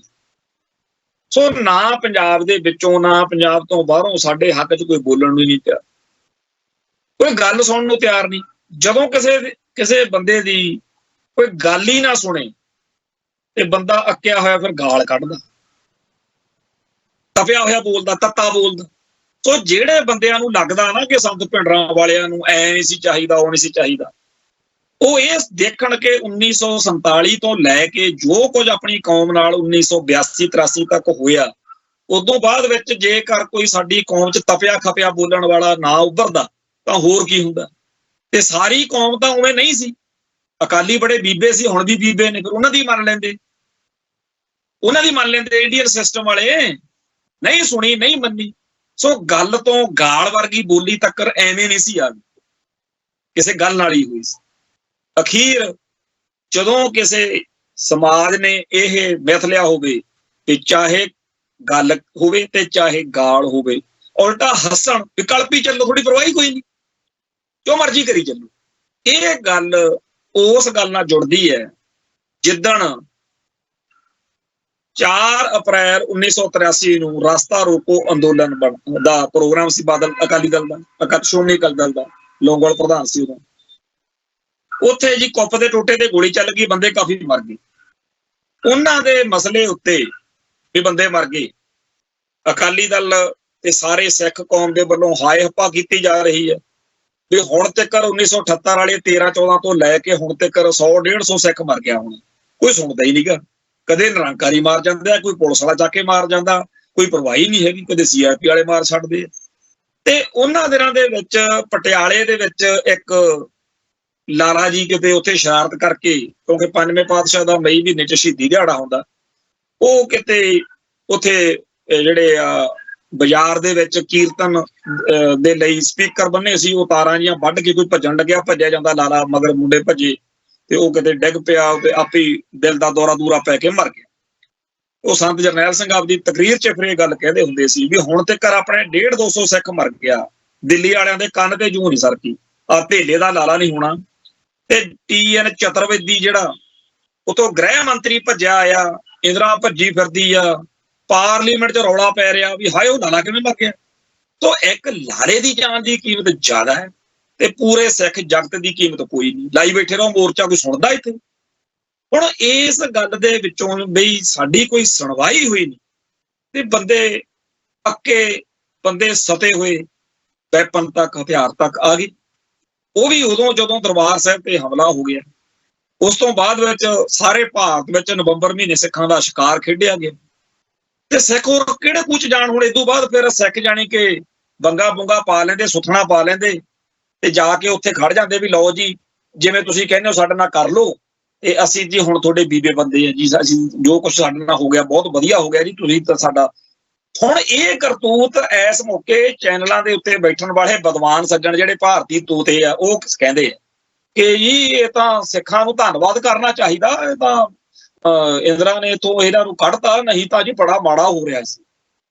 ਸੋ ਇਸ ਤਰੀਕੇ ਦੀ ਮਾਨਸਿਕਤਾ ਵਾਲੇ ਆਪਦੇ ਆਪ ਨੂੰ ਸਿੱਖ ਕਹਾਉਣ ਵਾਲੇ ਸੱਜਣ ਜੇ ਕਿਤੇ ਉਦੋਂ ਹੁੰਦੇ ਜਦੋਂ 18ਵੀਂ ਸਦੀ ਬੀਤੀ ਆ ਸਾਡੀ ਜਾਂ ਹੋਰ ਆ, ਉਦੋਂ ਵੀ ਇਹਨਾਂ ਨੇ ਇਹੀ ਕਹਿਣਾ ਸੀ ਫਿਰ ਤੇ ਤੁਸੀਂ ਜੀ ਅਬਦਾਲੀ ਜੀ ਬਹੁਤ ਵਧੀਆ ਕੀਤਾ ਜੀ, ਨਾਦਰ ਜੀ ਤੁਸੀਂ ਬੜਾ ਵਧੀਆ ਕੀਤਾ ਜੀ। ਦੱਸੋ ਦਰਬਾਰ ਸਾਹਿਬ ਤੇ ਹਮਲਾ ਕਰਨ ਵਾਲੇ, ਸਿੱਖਾਂ ਦਾ ਕਤਲੇਆਮ ਕਰਨ ਵਾਲਿਆਂ ਨੂੰ ਜਿਹੜਾ ਬੰਦਾ ਜਸਟੀਫਾਈ ਕਰ ਰਿਹਾ ਉਹ ਸਿੱਖ ਕਹੀ ਜਾਂਦਾ ਆਪਦੇ, ਹੱਦ ਹੋਈ ਪਈ। ਤੇ ਮਾੜਾ ਕਿਹਨਾਂ ਨੂੰ ਕਹਿ ਰਿਹਾ, ਜਿਨ੍ਹਾਂ ਨੇ ਆਪਦਾ ਘਰ ਘਾਟ ਤਬਾਹ ਕਰਵਾ ਲਏ। ਬਖਾੜਕੂ ਬੜੇ ਮਾੜੇ ਸੀ, ਭਿੰਡਰਾਂ ਵਾਲੇ ਤਾਂ ਅਕਲ ਹੀ ਨਹੀਂ ਸੀਗੀ ਜੀ, ਤੁਹਾਨੂੰ ਅਕਲ ਆ ਗਈ। ਚਲੋ ਮੰਨ ਲਈ ਗੱਲ ਤੁਹਾਡੀ ਵੀ ਅਸੀਂ ਤਾਂ ਬੇਵਕੂਫ ਸੀ ਤੇ ਤੁਸੀਂ ਜ਼ਿਆਦਾ ਸਿਆਣੇ ਸੀ ਤੇ ਫਿਰ ਹੁਣ ਸਾਰਾ ਕੁਛ ਨਫਾ ਨੁਕਸਾਨ ਝੱਲ ਕੇ ਤੁਹਾਨੂੰ ਭਾਈ 1997 ਚ ਪੰਥ ਨੇ ਪੂਰੀ ਤਾਕਤ ਦੇ ਦਿੱਤੀ ਤੇ ਕੀ ਨਿਕਲਿਆ ਹੁਣ ਤੱਕ? ਉਦੋਂ ਜਿਹੜੇ ਵਾਅਦੇ ਕੀਤੇ ਸੀ ਵੀ ਜਿੰਨਾ ਕਾਰਨਾਂ ਕਰਕੇ ਲਹਿਰ ਚੱਲੀ, ਜਿਹੜੇ ਪੁਲਿਸੀਆਂ ਨੇ ਜ਼ੁਲਮ ਕੀਤੇ ਉਹਨਾਂ ਦਾ ਨਿਪਟਾਰਾ ਕਰਾਂਗੇ, ਕੀਤਾ। ਬਾਕੀਆਂ ਦੀ ਤਾਂ ਗੱਲ ਛੱਡੋ, ਭਾਈ ਖਾਲੜੇ ਦਾ ਵੀ ਅਸੀਂ ਭੁੱਲ ਜਾਂਦੇ ਹਾਂ। ਭਾਈ ਗੁਰਦੇਵ ਸਿੰਘ ਕੌਂਕੇ ਦਾ ਜਥੇਦਾਰ ਸੀ ਸਾਡੀ ਕੌਮ ਦੇ, ਕੀ ਕੀਤਾ ਉਹਦਾ? ਹਜ਼ਾਰਾਂ ਸਿੱਖਾਂ ਨੂੰ ਜਦੋਂ ਅਸੀਂ ਕਿਤਾਬ ਲਿਖੀ KPS ਗਿੱਲ, ਉਹਦੇ ਚ ਇੱਕ ਤਾਂ ਲਿਸਟ ਛਾਪੀ ਸੀ ਨਾ। ਹੁਣ ਆਏ ਦਿਨ ਹਰੇਕ ਮਹੀਨੇ ਰੌਲਾ ਪਿਆ ਹੁੰਦਾ ਵੀ CBI ਦੀ ਕੋਰਟ ਦੇ ਵਿੱਚ ਫਲਾਨੇ ਪੁਲਿਸ ਵਾਲਿਆਂ ਨੂੰ ਸਜ਼ਾਵਾਂ ਹੋਣ। ਜੇ ਕਿਤੇ 1978 ਤੋਂ ਚੱਲੇ ਸਾਰੇ ਮੁਕੱਦਮਿਆਂ ਨੂੰ, ਸਾਰੇ ਝੂਠੇ ਮੁਕਾਬਲਿਆਂ ਨੂੰ ਆਪਾਂ ਚੈਲੰਜ ਕੀਤਾ ਹੁੰਦਾ ਤਾਂ ਸਾਰੇ ਪੁਲਿਸ ਮੁਕਾਬਲਿਆਂ ਦਾ ਇਹੀ ਨਿਕਲਣਾ ਸੀ ਵੀ ਸਜ਼ਾਵਾਂ ਹੋ ਰਹੀਆਂ। ਜਿੰਨਾ ਇਹ ਕਹਿੰਦੇ ਆ ਨਾ ਵੀ ਅਸੀਂ ਖਾੜਕੂ ਮਾਰਿਆ ਜੀ ਇੱਥੇ, ਬੜਾ ਉਹ ਤਾਂ ਦੁਰਦਾਂਤ ਸੀ। ਉਹ ਵੀ ਫੜ ਕੇ ਵਿਚਾਰੇ ਝੂਠੇ ਮੁਕਾਬਲਿਆਂ 'ਚ ਮਾਰੇ ਬੰਦੇ ਆ ਸਾਡੇ। ਤੋਂ ਇਸ ਦੌਰ ਦੇ ਬਾਰੇ ਗੱਲ ਕਰਨ ਵੇਲੇ ਪਹਿਲਾਂ ਇਹ ਸੋਚਣਾ ਚਾਹੀਦਾ ਕਿ ਅਸੀਂ ਸਿੱਖ ਵਾਂ ਤੇ ਸਿੱਖ ਹੋਣ ਦੇ ਨਾਤੇ ਪਹਿਲਾਂ ਸਿੱਖਾਂ ਦੇ ਨਾਲ ਖੜਨਾ ਸਿੱਖੀਏ, ਸਿੱਖੀ ਦੀ ਗੱਲ ਕਰੀਏ। ਤੁਸੀਂ ਤਾਂ ਦੁਸ਼ਮਣ ਨਾਲ ਖੜ ਜਾਂਦੇ ਹੋ, ਖੜ ਕੇ ਉਧਰਲੇ ਪਾਸਿਓਂ ਤੇ ਆਪਦੇ ਆਪ ਨੂੰ ਕਹਿਣਾ ਅਸੀਂ ਬੜੇ ਸਿਆਣੇ। ਇਹੀ ਕੰਮ ਆ ਸਾਰੇ ਬਾਦਲ ਕੇ ਲਾਣੇ ਦੀ ਪੈਦਾਵਾਰ। ਇਹਨਾਂ ਨੇ ਭਾਰਤ ਮਾਤਾ ਕੀ ਜੈ ਕਹਿਣ ਲਾਤੇ। 1984 ਦੇ ਦਰਬਾਰ ਸਾਹਿਬ ਦੇ ਹਮਲੇ ਤੋਂ ਬਾਅਦ ਸਿੱਖ ਤਾਂ ਖਾਲਿਸਤਾਨ ਦੇ ਝੰਡੇ ਚੱਕਣ ਨੂੰ ਤਿਆਰ ਹੋਏ ਬੈਠੇ। ਇਹ ਕਹਿੰਦੇ ਮਸਾਂ ਵੋਟਾਂ ਆਈਆਂ, ਲੌਂਗੋਵਾਲ ਤਾਂ ਚਾਹੇ ਮਾਰਤਾ, ਸਾਨੂੰ ਛੇਤੀ MLA MP ਬਣਾਓ, ਅਸੀਂ ਸਰਕਾਰ ਜਿਹੜੀ ਆ ਛੇਤੀ ਤੋਂ ਛੇਤੀ ਬਣਾ ਕੇ ਨਜ਼ਾਰੇ ਲਈਏ। ਆਹ ਔਕਾਤ ਆ ਜਿਨ੍ਹਾਂ ਨੂੰ ਕਹਿੰਦੇ ਹੋ ਜੀ ਇਹ ਪੰਥ ਰਤਨ ਨੇ ਜੀ, ਸਾਡੇ ਫਖਰੇ ਕੌਮ ਨੇ ਜੀ ਸਾਡੇ। ਸੋ ਇਸ ਮਾਹੌਲ ਦੇ ਵਿੱਚ ਜਦੋਂ ਅੱਜ ਇਹ ਬੰਦਿਆਂ ਦੇ ਕੋਲੇ ਤਾਕਤ ਨਹੀਂ ਕੋਈ, ਨਾ ਇਹ MLA MP ਆ, ਨਾ ਕੋਈ ਸਾਲਾ ਹੋਰ ਲੱਲੜ ਪੱਲੜਾ ਕੋਲੇ, ਤੇ ਅੱਜ ਵੀ ਇਹ ਕਰ ਰਹੇ ਨੇ ਕਿ ਆਹ ਲਓ ਜੀ ਕੁਲਦੀਪ ਸਿੰਘ ਗੜਗਾ ਜੀ ਜਥੇਦਾਰ ਲਾਤਾ, ਆਹ ਲਓ ਜੀ ਅਸੀਂ ਜੀ ਟੇਕ ਸਿੰਘ ਧਨੌਲਾ ਜਥੇਦਾਰ ਲਾਤਾ। ਪੰਥ ਜੋ ਮਰਜੀ ਕਹੀ ਜਾਵੇ, ਸੁਣਨੀ ਹੋਈ ਨਹੀਂ ਪੰਥ ਦੀ। ਤੇ ਜਦੋਂ ਨਾ ਗੱਲ ਸੁਣਨੀ ਆ ਨਾ ਗਾਲ ਸੁਣਨੀ ਆ, ਫਿਰ ਗੋਲੀ ਹੋਈ ਚੱਲੂ ਇੱਥੇ। ਤੇ ਫਿਰ ਆ ਮੱਤਾਂ ਦੇਣ ਬਹਿ ਜਾਂਦੇ ਆ ਵੀ ਐ ਨਹੀਂ ਸੀ ਚਾਹੀਦਾ ਜੀ। ਭਾਈ ਜਿਵੇਂ ਨਹੀਂ ਚਾਹੀਦਾ ਨਾ ਉਵੇਂ ਨਾ ਕਰਨ ਦਿਓ ਲੋਕਾਂ ਨੂੰ। ਤੁਸੀਂ ਬਹੁਤ ਸਿਆਣੇ ਹੋ, ਆਓ ਗੱਪਾਂ ਛੱਡ ਕੇ, ਗਪੌੜੇ ਛੱਡ ਕੇ ਗੱਲਾਂ ਨਾਲ ਜੇ ਨਹੀਂ ਸਰਦਾ ਤੇ ਫਿਰ ਆਓ ਮੈਦਾਨ 'ਚ ਕੁਛ ਆਪ ਕਰੋ, ਮਿਹਨਤ ਤਰਲਾ ਕਰੋ ਸੁਖਬੀਰ ਦਾ ਤੇ ਉਹਦੀ ਜੁਗਲੀ ਦਾ, ਕਿ ਕੌਮ ਨੂੰ ਹੋਰ ਨਾ ਸਤਾਓ, ਕੌਮ ਨੂੰ ਹੋਰ ਨਾ ਖਪਾਓ। ਇੱਕ ਇੱਥੇ ਬਜ਼ੁਰਗ ਦੀ ਮੈਂ ਸੁਣ ਰਿਹਾ ਸੀ ਇੰਟਰਵਿਊ, ਸੱਤਿਆ ਹੋਇਆ ਆਕਿਆ ਹੋਇਆ ਬੋਲ ਰਿਹਾ ਸੀ ਵੀ ਇਹ ਰੂੜੀਆਂ ਤੇ ਕਾਗਜ਼ ਚੁੱਕਦੇ ਫਿਰਨਗੇ। ਇਹਨਾਂ ਨੇ ਸਾਹਿਬ ਸ੍ਰੀ ਗੁਰੂ ਗ੍ਰੰਥ ਸਾਹਿਬ ਜੀ ਨਾਲ ਧਰੋਹ ਕਮਾਇਆ, ਇਹਨਾਂ ਨੇ ਪੰਥ ਦੀ ਪਿੱਠ 'ਚ ਛੁਰਾ ਮਾਰਿਆ। ਤੇ ਉਹ ਜਿਹੜੇ ਗੁਰੂ ਦੇ ਪਿਆਰੇ ਇਸ ਤਰੀਕੇ ਦੀ ਕਲਪਾਹਟ ਵਾਲੇ ਰੋਂਦੇ ਫਿਰਦੇ ਆ, ਉਹਨਾਂ ਨੂੰ ਇਹ ਬਾਦਲ ਸੈਨਾ ਕੀ ਕਹਿੰਦੀ, IT ਸੈੱਲ ਕੀ ਕਹਿੰਦਾ ਵਾ, ਇਹ ਤਾਂ ਜੀ ਭਾਜਪਾ ਦਾ ਏਜੰਡਾ ਵਾ ਬਾਦਲ ਕਿਆਂ ਨੂੰ ਗਾਲਾਂ ਕੱਢਣੀ। ਔਰ ਫਿੱਟੇ ਮੂੰਹ ਇੰਨੀ ਗਰਕੀ ਹੋਈ ਸੋਚ ਦੀ ਜਿਹੜੀ ਇਹ ਕਹਾਉਂਦੀ ਆ ਕਿ ਜੇ ਤਾਂ ਤੁਸੀਂ ਸੁਖਬੀਰ ਬਾਦਲ ਜਿੰਦਾਬਾਦ ਕਹਿੰਦੇ ਹੋ ਫਿਰ ਤੁਸੀਂ ਕੌਮ ਪ੍ਰਸਤ ਹੋ, ਪਰ ਜੇ ਬਾਦਲ ਕਿਆਂ ਦੀਆਂ ਕਰਤੂਤਾਂ ਫੋਲਦੇ ਹੋ, ਜੇ ਤੁਸੀਂ ਇਹ ਦੱਸਦੇ ਹੋ ਦੁਨੀਆ ਨੂੰ ਕਿ ਜਿਹੋ ਜਿਹੀ ਇੰਦਰਾ ਸੀ, ਜਿਹੋ ਜਿਹੀ ਕਾਂਗਰਸ ਸੀ, ਜਿਹੋ ਜਿਹੀ ਭਾਜਪਾ ਆ, ਜਿਹੋ ਜਿਹੇ ਬਾਕੀ ਸਿਆਸੀ ਭਲਵਾਨ ਨੇ ਭਾਰਤ ਦੇ, ਉਹੋ ਜਿਹਾ ਹੀ ਬਾਦਲ ਦਲ ਵਾ। ਭਾਈ ਇਸ ਗਦੀ ਗਿੜ ਚੋਂ ਨਿਕਲੋ। ਇਹਨਾਂ ਸਾਰੀਆਂ ਧਿਰਾਂ ਧੜਿਆਂ ਤੋਂ ਉੱਪਰ ਉੱਠ ਕੇ ਸਾਡਾ ਨਿਸ਼ਾਨਾ, ਸਾਡਾ ਬਚਾਅ ਕਰਨਾ ਖਾਲਿਸਤਾਨ 'ਚ। ਅੱਜ ਮੰਨ ਲਓ, ਕੱਲ ਮੰਨ ਲਈ ਤੁਹਾਡੀ ਗੱਲ ਕਿ ਖਾੜਕੂਆਂ ਨੇ ਹਥਿਆਰ ਚੱਕ ਕੇ ਬੜਾ ਮਾੜਾ ਕਰਤਾ, ਫਿਰ ਹੋਰ ਜਿਹੜੇ ਢੰਗ ਤਰੀਕੇ ਆ ਉਹ ਲੱਭ ਲਓ, ਲੱਗੋ ਮੂਹਰੇ। ਕਈ ਸਾਡੇ ਆਲੇ ਦੁਆਲੇ ਭਰਾ ਲੱਗੇ ਹੋਏ ਨੇ, ਕੋਈ ਰੈਫਰੈਂਡਮ ਕਰਾ ਰਿਹਾ, ਕੋਈ ਹੋਰ ਕਰ ਰਿਹਾ, ਤੁਹਾਨੂੰ ਹਥਿਆਰ ਮਾੜੇ ਲੱਗਦੇ ਆ ਨਾ, ਤਾਂ ਭਾਈ ਜਿਹੜੇ ਤਰੀਕਿਆਂ ਨਾਲ ਹੋਰਾਂ ਨਾਲ ਤੁਸੀਂ ਸਾਡੇ ਕੌਮ ਨੂੰ ਆਜ਼ਾਦੀ ਦਿਵਾ ਸਕਦੇ ਹੋ ਉਧਰਲੇ ਪਾਸੇ ਨੂੰ ਆ ਜਾਓ। ਪਰ ਇੱਕ ਪਾਸੇ ਕੌਮ ਦੀ ਹੇਠੀ ਕਰਨ ਵਾਲੀ ਧਿਰ ਵਾ, ਤੁਸੀਂ ਕਹਿੰਦੇ ਹੋ ਜੀ ਉਹਦੇ ਪੈਰ ਫੜ ਲਓ ਜਾ ਕੇ ਸਾਰੇ। ਜੇ ਤੁਸੀਂ ਉਹਨੂੰ ਮਾੜਾ ਕਹਿ ਰਹੇ ਹੋ ਫਿਰ ਤੁਸੀਂ ਬਹੁਤ ਮਾੜੇ। ਸੋ ਇਹ ਜਿਹੜਾ ਸਾਰਾ ਕੁਝ ਚੱਲ ਰਿਹਾ, ਇਹਦੇ ਵਿੱਚ ਕੌਮ ਦੀ ਜਵਾਨੀ ਲਈ, ਸਿੱਖ ਜਜ਼ਬਾਤ ਲਈ ਕੋਈ ਰਾਹ ਨਹੀਂ ਛੱਡਿਆ ਜਾ ਰਿਹਾ। ਨਾ ਕੋਈ ਗੱਲ ਸੁਣਦਾ ਤੇ ਨਾ ਕੋਈ ਗਾਲ। ਤੇ ਫਿਰ ਕੌਮ ਜਾਵੇ ਕਿਹੜੇ ਪਾਸੇ ਨੂੰ ਜੀ? ਫਿਰ ਕਹਿੰਦੇ ਹੋ ਭਾਈ ਨਰੈਣ ਸਿੰਘ ਚੌੜੇ ਨੇ ਬੜਾ ਮਾੜਾ ਕਰਤਾ। ਇਹ ਆਪ ਸਾਬਤ ਕਰਕੇ ਹਟਣਗੇ ਕਿ ਭਾਈ ਨਰੈਣ ਸਿੰਘ ਚੌੜੇ ਨੇ ਜੋ ਕੀਤਾ ਸੀ ਬਿਲਕੁਲ ਠੀਕ ਕੀਤਾ ਸੀ। ਖੈਰ, ਹੁਣ ਜਿਹੜੀ ਸੰਤ ਭਿੰਡਰਾਂ ਵਾਲਿਆਂ ਦੀ ਧਿਰ ਸੀ, ਉਹਨੇ ਆਪਦੀ ਸੇਵਾ ਕਰਕੇ ਕੌਮ ਦੇ ਇਤਿਹਾਸ ਵਿੱਚ ਆਪਦਾ ਨਾਂ ਲਿਖਾ ਲਿਆ। ਤੇ ਜਿਹੜੀ ਦੂਜੀ ਧਿਰ, ਨਰਮ ਖਿਆਲੀ ਧਿਰ, ਬਾਦਲ ਦਲ ਵਾਲੀ ਜਾਂ ਹੋਰ ਧਿਰ ਜਾਂ ਜਿਹੜੇ ਆਪ ਊਪ ਵਾਲੇ ਫਿਰਦੇ ਆ, ਭਾਰਤੀ ਮੁੱਖ ਧਾਰਾ ਨੂੰ ਮੱਥਾ ਟੇਕੀ ਫਿਰਦੇ ਆ, ਇਹਨਾਂ ਦਾ ਕੀ ਆ ਵੀ ਇਹ ਉਸ ਭਾਜਪਾ ਦੇ ਸਾਹਮਣੇ ਬੇਬਸ, ਲਾਚਾਰ ਜਾਂ ਸਹਿਮਤ ਨੇ ਉਹਦੇ ਨਾਲ, ਜਿਹੜੀ ਫੈਡਰਲਿਜ਼ਮ ਦੇ ਖਿਲਾਫ, ਕਿਉਂਕਿ ਫੈਡਰਲ ਢਾਂਚਾ ਕਹਿੰਦੇ ਸੀ ਨਾ ਵੀ ਸਾਰੇ ਸੂਬਿਆਂ ਨੂੰ ਵੱਧ ਅਧਿਕਾਰ, ਤੇ ਆ ਬਾਅਦ ਵਿੱਚ ਬਾਦਲ ਕਹਿੰਦੇ ਕੀ ਕੀਤਾ ਜਦੋਂ ਕਸ਼ਮੀਰ ਵਾਲਾ ਮਸਲਾ ਆਇਆ, ਇਹ ਉਦੋਂ ਬੀਜੇਪੀ ਦੇ ਹੱਕ 'ਚ ਭੁਗਤੇ ਆ। ਅੱਜ ਮਮਤਾ ਬੈਨਰਜੀ ਤਾਂ ਕਹਿ ਰਹੀ ਆ ਜਿਹੜੀ ਬੰਗਾਲ ਦੇ ਵਿੱਚ ਵੀ ਅਸੀਂ ਇੱਥੇ ਵਕਫ ਐਕਟ ਲਾਗੂ ਨਹੀਂ ਕਰਾਂਗੇ, ਸੋਧਾਂ ਚਾਹੇ ਹੋਈਆਂ ਨੇ, ਪਰ ਇੱਥੇ ਪੰਜਾਬ ਦੇ ਵਿੱਚ ਕੋਈ ਆਪਾਂ ਨੂੰ ਦਿਖਿਆ 2-2 4-4 ਬਿਆਨ ਦੇ ਕੇ ਮੈਡਮ ਹਰਸਿਮਰਤ ਕੌਰ ਨੇ ਉੱਥੇ ਇਹ ਹੁਣੇ ਆਪਦੇ ਰੌਲਿਆਂ ਚੋਂ ਬੋਲਦੀ ਹੈ ਬੀਬੀ ਵੀ, ਇਹ ਸੁਖਬੀਰ ਨੂੰ ਬਾਦਲ ਦਲ ਨੂੰ ਬੀਜੇਪੀ ਤੋਂ ਬੜਾ ਖਤਰਾ।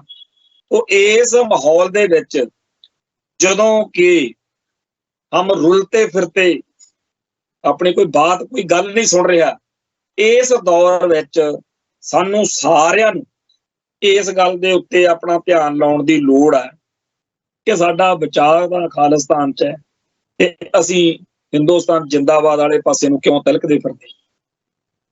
ਜਦੋਂ ਆਪਾਂ ਨਿਸ਼ਾਨਾ ਸਹੀ ਮਿਤ ਲੈਂਦੇ ਆ ਫਿਰ ਆਪਾਂ ਨੂੰ ਰਾਹ ਵੀ ਲੱਭ ਜਾਂਦੇ ਆ। ਹੁਣ ਤਾਂ ਇਸ ਮੌਕੇ ਅਗਲੇ ਫਿਲਮਾਂ ਨਾਲ ਕਰਾ ਦੇ ਹਰ ਖੇਤਰ ਦੇ ਨਾਲ ਸਿੱਖਾਂ ਦਾ ਹਿੰਦੀਕਰਨ, ਹਿੰਦੂਕਰਨ ਤੇ ਰਾਸ਼ਟਰੀਕਰਨ। ਇਹ ਜੀ ਹਰੀ ਸਿੰਘ ਨਲੂਆ ਜਿਹੜੇ ਸਰਦਾਰ ਜੀ ਉਹ ਤਾਂ ਆਪਣੇ ਭਾਰਤ ਮਾਤਾ ਦੇ ਯੋਧੇ ਆ ਜੀ, ਸਿੱਖ ਤਾਂ ਜੀ ਹਿੰਦੂਆਂ ਦੀ ਰਾਖੀ ਲਈ ਨੇ ਨਾ ਜੀ।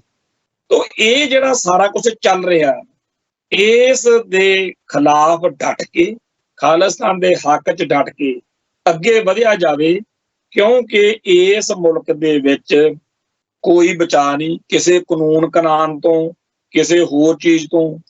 ਅੱਜ ਜਿਹੜਾ ਸਾਰਾ ਸੰਸਾਰ ਪਿੱਟਦਾ ਫਿਰਦਾ ਪਾਣੀਆਂ ਦੇ ਉੱਤੇ, ਕੱਲ ਤੁਹਾਡੇ ਨਾਲ ਗੱਲ ਸਾਂਝੀ ਕੀਤੀ ਸੀ, ਰਾਜਸਥਾਨ ਦਾ ਸੀਐਮ ਇੱਥੇ ਪਿੱਟਦਾ ਗਿਆ ਹਰੀਕੇ ਪੱਤਣ, ਤੇ ਜਿਹੜਾ ਅੱਜ ਕੱਲ ਤਾਂ ਖਬਰ ਇਹ ਸੀਗੀ ਅਖਬਾਰਾਂ 'ਚ ਆਈ ਕਿ ਜਿੰਨਾ ਪਾਣੀ ਰਾਜਸਥਾਨ ਨੂੰ ਮਿਲਣਾ ਚਾਹੀਦਾ ਉਹਦੇ ਨਾਲੋਂ ਕਿਤੇ ਵੱਧ ਉਹ ਆਪਦਾ ਖਰਚ ਚੁੱਕੇ ਆ ਤੇ ਹੋਰ ਕਿੱਥੋਂ ਭਾਲਦੇ। ਤੇ ਰਾਜਸਥਾਨ ਦੇ ਨਾਲ ਹਰਿਆਣੇ ਵਾਲੇ ਵੀ ਇਹ ਕੰਮ ਕਰੀ ਫਿਰਦੇ ਆ। ਅੱਜ ਅਗਲੀ ਖਬਰ ਵੀ ਛਪੀ ਆ ਕਿ ਇੰਨੇ ਕਰੋੜ ਦੀ ਜਿਹੜੀ ਅਮਾਉਂਟ ਪੰਜਾਬ ਸਰਕਾਰ ਇੱਥੇ ਇਹਨਾਂ ਨੂੰ ਦਿੰਦੀ ਰਹਿੰਦੀ ਆ, ਐਤਕੀ ਉਹ ਦੇਣ ਤੋਂ ਇਨਕਾਰੀ ਹੋਏ ਨੇ ਕਿ ਸਾਨੂੰ ਫਿਰ ਉਹ ਕੋਈ ਜਵਾਬਦੇਹੀ ਤਾਂ ਦਿਓ। ਹੁਣ ਹੋ ਕੀ ਰਿਹਾ, ਨਾ ਰਾਜਸਥਾਨ ਨਾ ਹਰਿਆਣਾ ਭਾਖੜਾ ਬਿਆਸ ਮੈਨੇਜਮੈਂਟ ਦੇ ਬੋਰਡ ਦੀਆਂ ਸ਼ਰਤਾਂ ਪੂਰੀਆਂ ਕਰਦੇ ਆ, ਨਾ ਉਹਨਾਂ ਦੀ ਮਾਲਕੀ ਆ ਪਾਣੀ ਤੇ, ਨਾ ਕੋਈ ਹੱਕ ਆ, ਤੇ ਬੰਜਰ ਬਣ ਰਿਹਾ ਪੰਜਾਬ ਦੇ। ਨਾਲੇ ਪੈਸੇ ਦੇਈ ਜਾਂਦੇ ਆ, ਨਾਲੇ ਸਾਡਾ ਪਾਣੀ ਖੋ ਰਹੇ ਨੇ, ਨਾਲੇ ਅੱਜ ਪਤਾ ਲੱਗਿਆ ਖਬਰ ਪੜ੍ਹ ਕੇ ਵੀ ਇੰਨੇ ਕਰੋੜ ਰੁਪਈਆ ਕਿਸ਼ਤਾਂ ਦੇ ਰੂਪ 'ਚ 3 ਵਾਰੀ ਸਾਲ 'ਚ ਦਿੰਦੇ ਆ ਭਾਖੜਾ ਬਿਆਸ ਮੈਨੇਜਮੈਂਟ ਬੋਰਡ ਨੂੰ। ਮਤਲਬ ਕਿ ਜਿਵੇਂ ਮੈਂ ਆਪਦੇ ਛੱਤਰ ਫਰਮਾਉਣ ਲਈ ਥਾਣੇ ਵਾਲਿਆਂ ਨੂੰ ਹਰ ਮਹੀਨੇ ਪੈਸੇ ਦੇ ਕੇ ਆਇਆ ਕਰਾਂ, ਮੈਨੂੰ ਕੁੱਟਿਓ ਜੀ ਟਕਾ ਕੇ, ਮੈਂ ਮੇਰੇ ਤੋਂ ਕਿਤੇ ਕਸਰ ਨਾ ਰਹਿ ਜਾ, ਫੜੋ ਰਾਸ਼ੀ। ਆਹ ਤਾਂ ਸਾਡਾ ਹਾਲ ਹੋਇਆ ਪਿਆ। ਸੋ ਜਿਹੜੇ ਬੰਦੇ ਇਹ ਸੋਚਦੇ ਆ ਕਿ ਭਾਰਤੀ ਮੁੱਖ ਧਾਰਾ ਵਿੱਚ ਵਿਚਰਦੇ ਕਿਸੇ ਸਿਆਸੀ ਭਲਵਾਨ ਤੋਂ ਅਸੀਂ ਕੁਝ ਹਾਸਲ ਕਰ ਲਾਂਗੇ, ਉਹ ਧੋਖਾ ਦੇ ਰਹੇ ਨੇ। ਚਾਹੇ ਕੋਈ ਦਾਗੀ ਆ ਤੇ ਚਾਹੇ ਬਾਗੀ, ਚਾਹੇ ਕੋਈ ਆਪ ਆ ਤੇ ਚਾਹੇ ਕੋਈ ਭਾਜਪਾ, ਇਹ ਸਾਰੇ ਭਾਰਤੀ ਮੁੱਖ ਧਾਰਾ ਨੂੰ ਮੱਥਾ ਟੇਕੀ ਬੈਠੀਆਂ ਧਿਰਾਂ ਧੜਿਆਂ ਤੋਂ, ਲੀਡਰਾਂ ਤੋਂ ਕੱਖ ਨਹੀਂ ਜੇ ਮਿਲਣਾ। ਚਾਹੇ ਕੋਈ ਜੱਡਾ ਵੱਡਾ ਮਰਜ਼ੀ ਨਾਰਾ ਮਾਰੇ, ਕੋਈ ਜਕਾਰਾ ਮਾਰੇ, ਖਾਲਿਸਤਾਨ ਤੋਂ ਬਗੈਰ ਗੁਜ਼ਾਰਾ ਨਹੀਂ। ਜੇਕਰ ਤੁਸੀਂ ਏਜੰਡਾ, ਜੇਕਰ ਨਿਸ਼ਾਨਾ ਸਹੀ ਨਹੀਂ ਚੁਣਾਂਗੇ ਤਾਂ ਫਿਰ ਨਿਕਲੂਗਾ ਕੁਛ। ਆਓ ਆਪਣੇ ਉਹਨਾਂ ਯੋਧਿਆਂ ਸ਼ਹੀਦਾਂ ਜਿਨ੍ਹਾਂ ਨੇ ਕੌਮ ਲਈ ਕੁਰਬਾਨੀਆਂ ਕੀਤੀਆਂ ਨੇ, ਉਹਨਾਂ ਨੂੰ ਮਨ ਮਸਤਕ ਵਿੱਚ ਵਸਾ ਕੇ ਜਿਹੜਾ ਸ਼ਹੀਦਾਂ ਦੇ ਡੁੱਲੇ ਹੋਏ ਖੂਨ ਚੋਂ ਨਿਕਲਿਆ ਨਾਰਾ 84 ਦੀਆਂ ਸ਼ਹੀਦਾਂ ਦਾ, ਖਾਲਿਸਤਾਨ ਦਾ, ਉਹਨੂੰ ਆਪਣੇ ਜਿਹਨ ਦਾ, ਆਪਣੀ ਮਾਨਸਿਕਤਾ ਦਾ ਅੰਗ ਬਣਾਈਏ। ਇੱਥੇ ਸਮਾਪਤੀ ਹੈ ਜੀ, ਫਿਰ ਮਿਲਾਂਗੇ। ਨਾਨਕ ਨਾਮ ਚੜ੍ਹਦੀ ਕਲਾ ਤੇਰੇ ਪਾਣੇ, ਸਰਬੱਤ ਦਾ ਭਲਾ। ਵਾਹਿਗੁਰੂ ਜੀ ਕਾ ਖਾਲਸਾ, ਵਾਹਿਗੁਰੂ ਜੀ ਕੀ ਫਤਿਹ।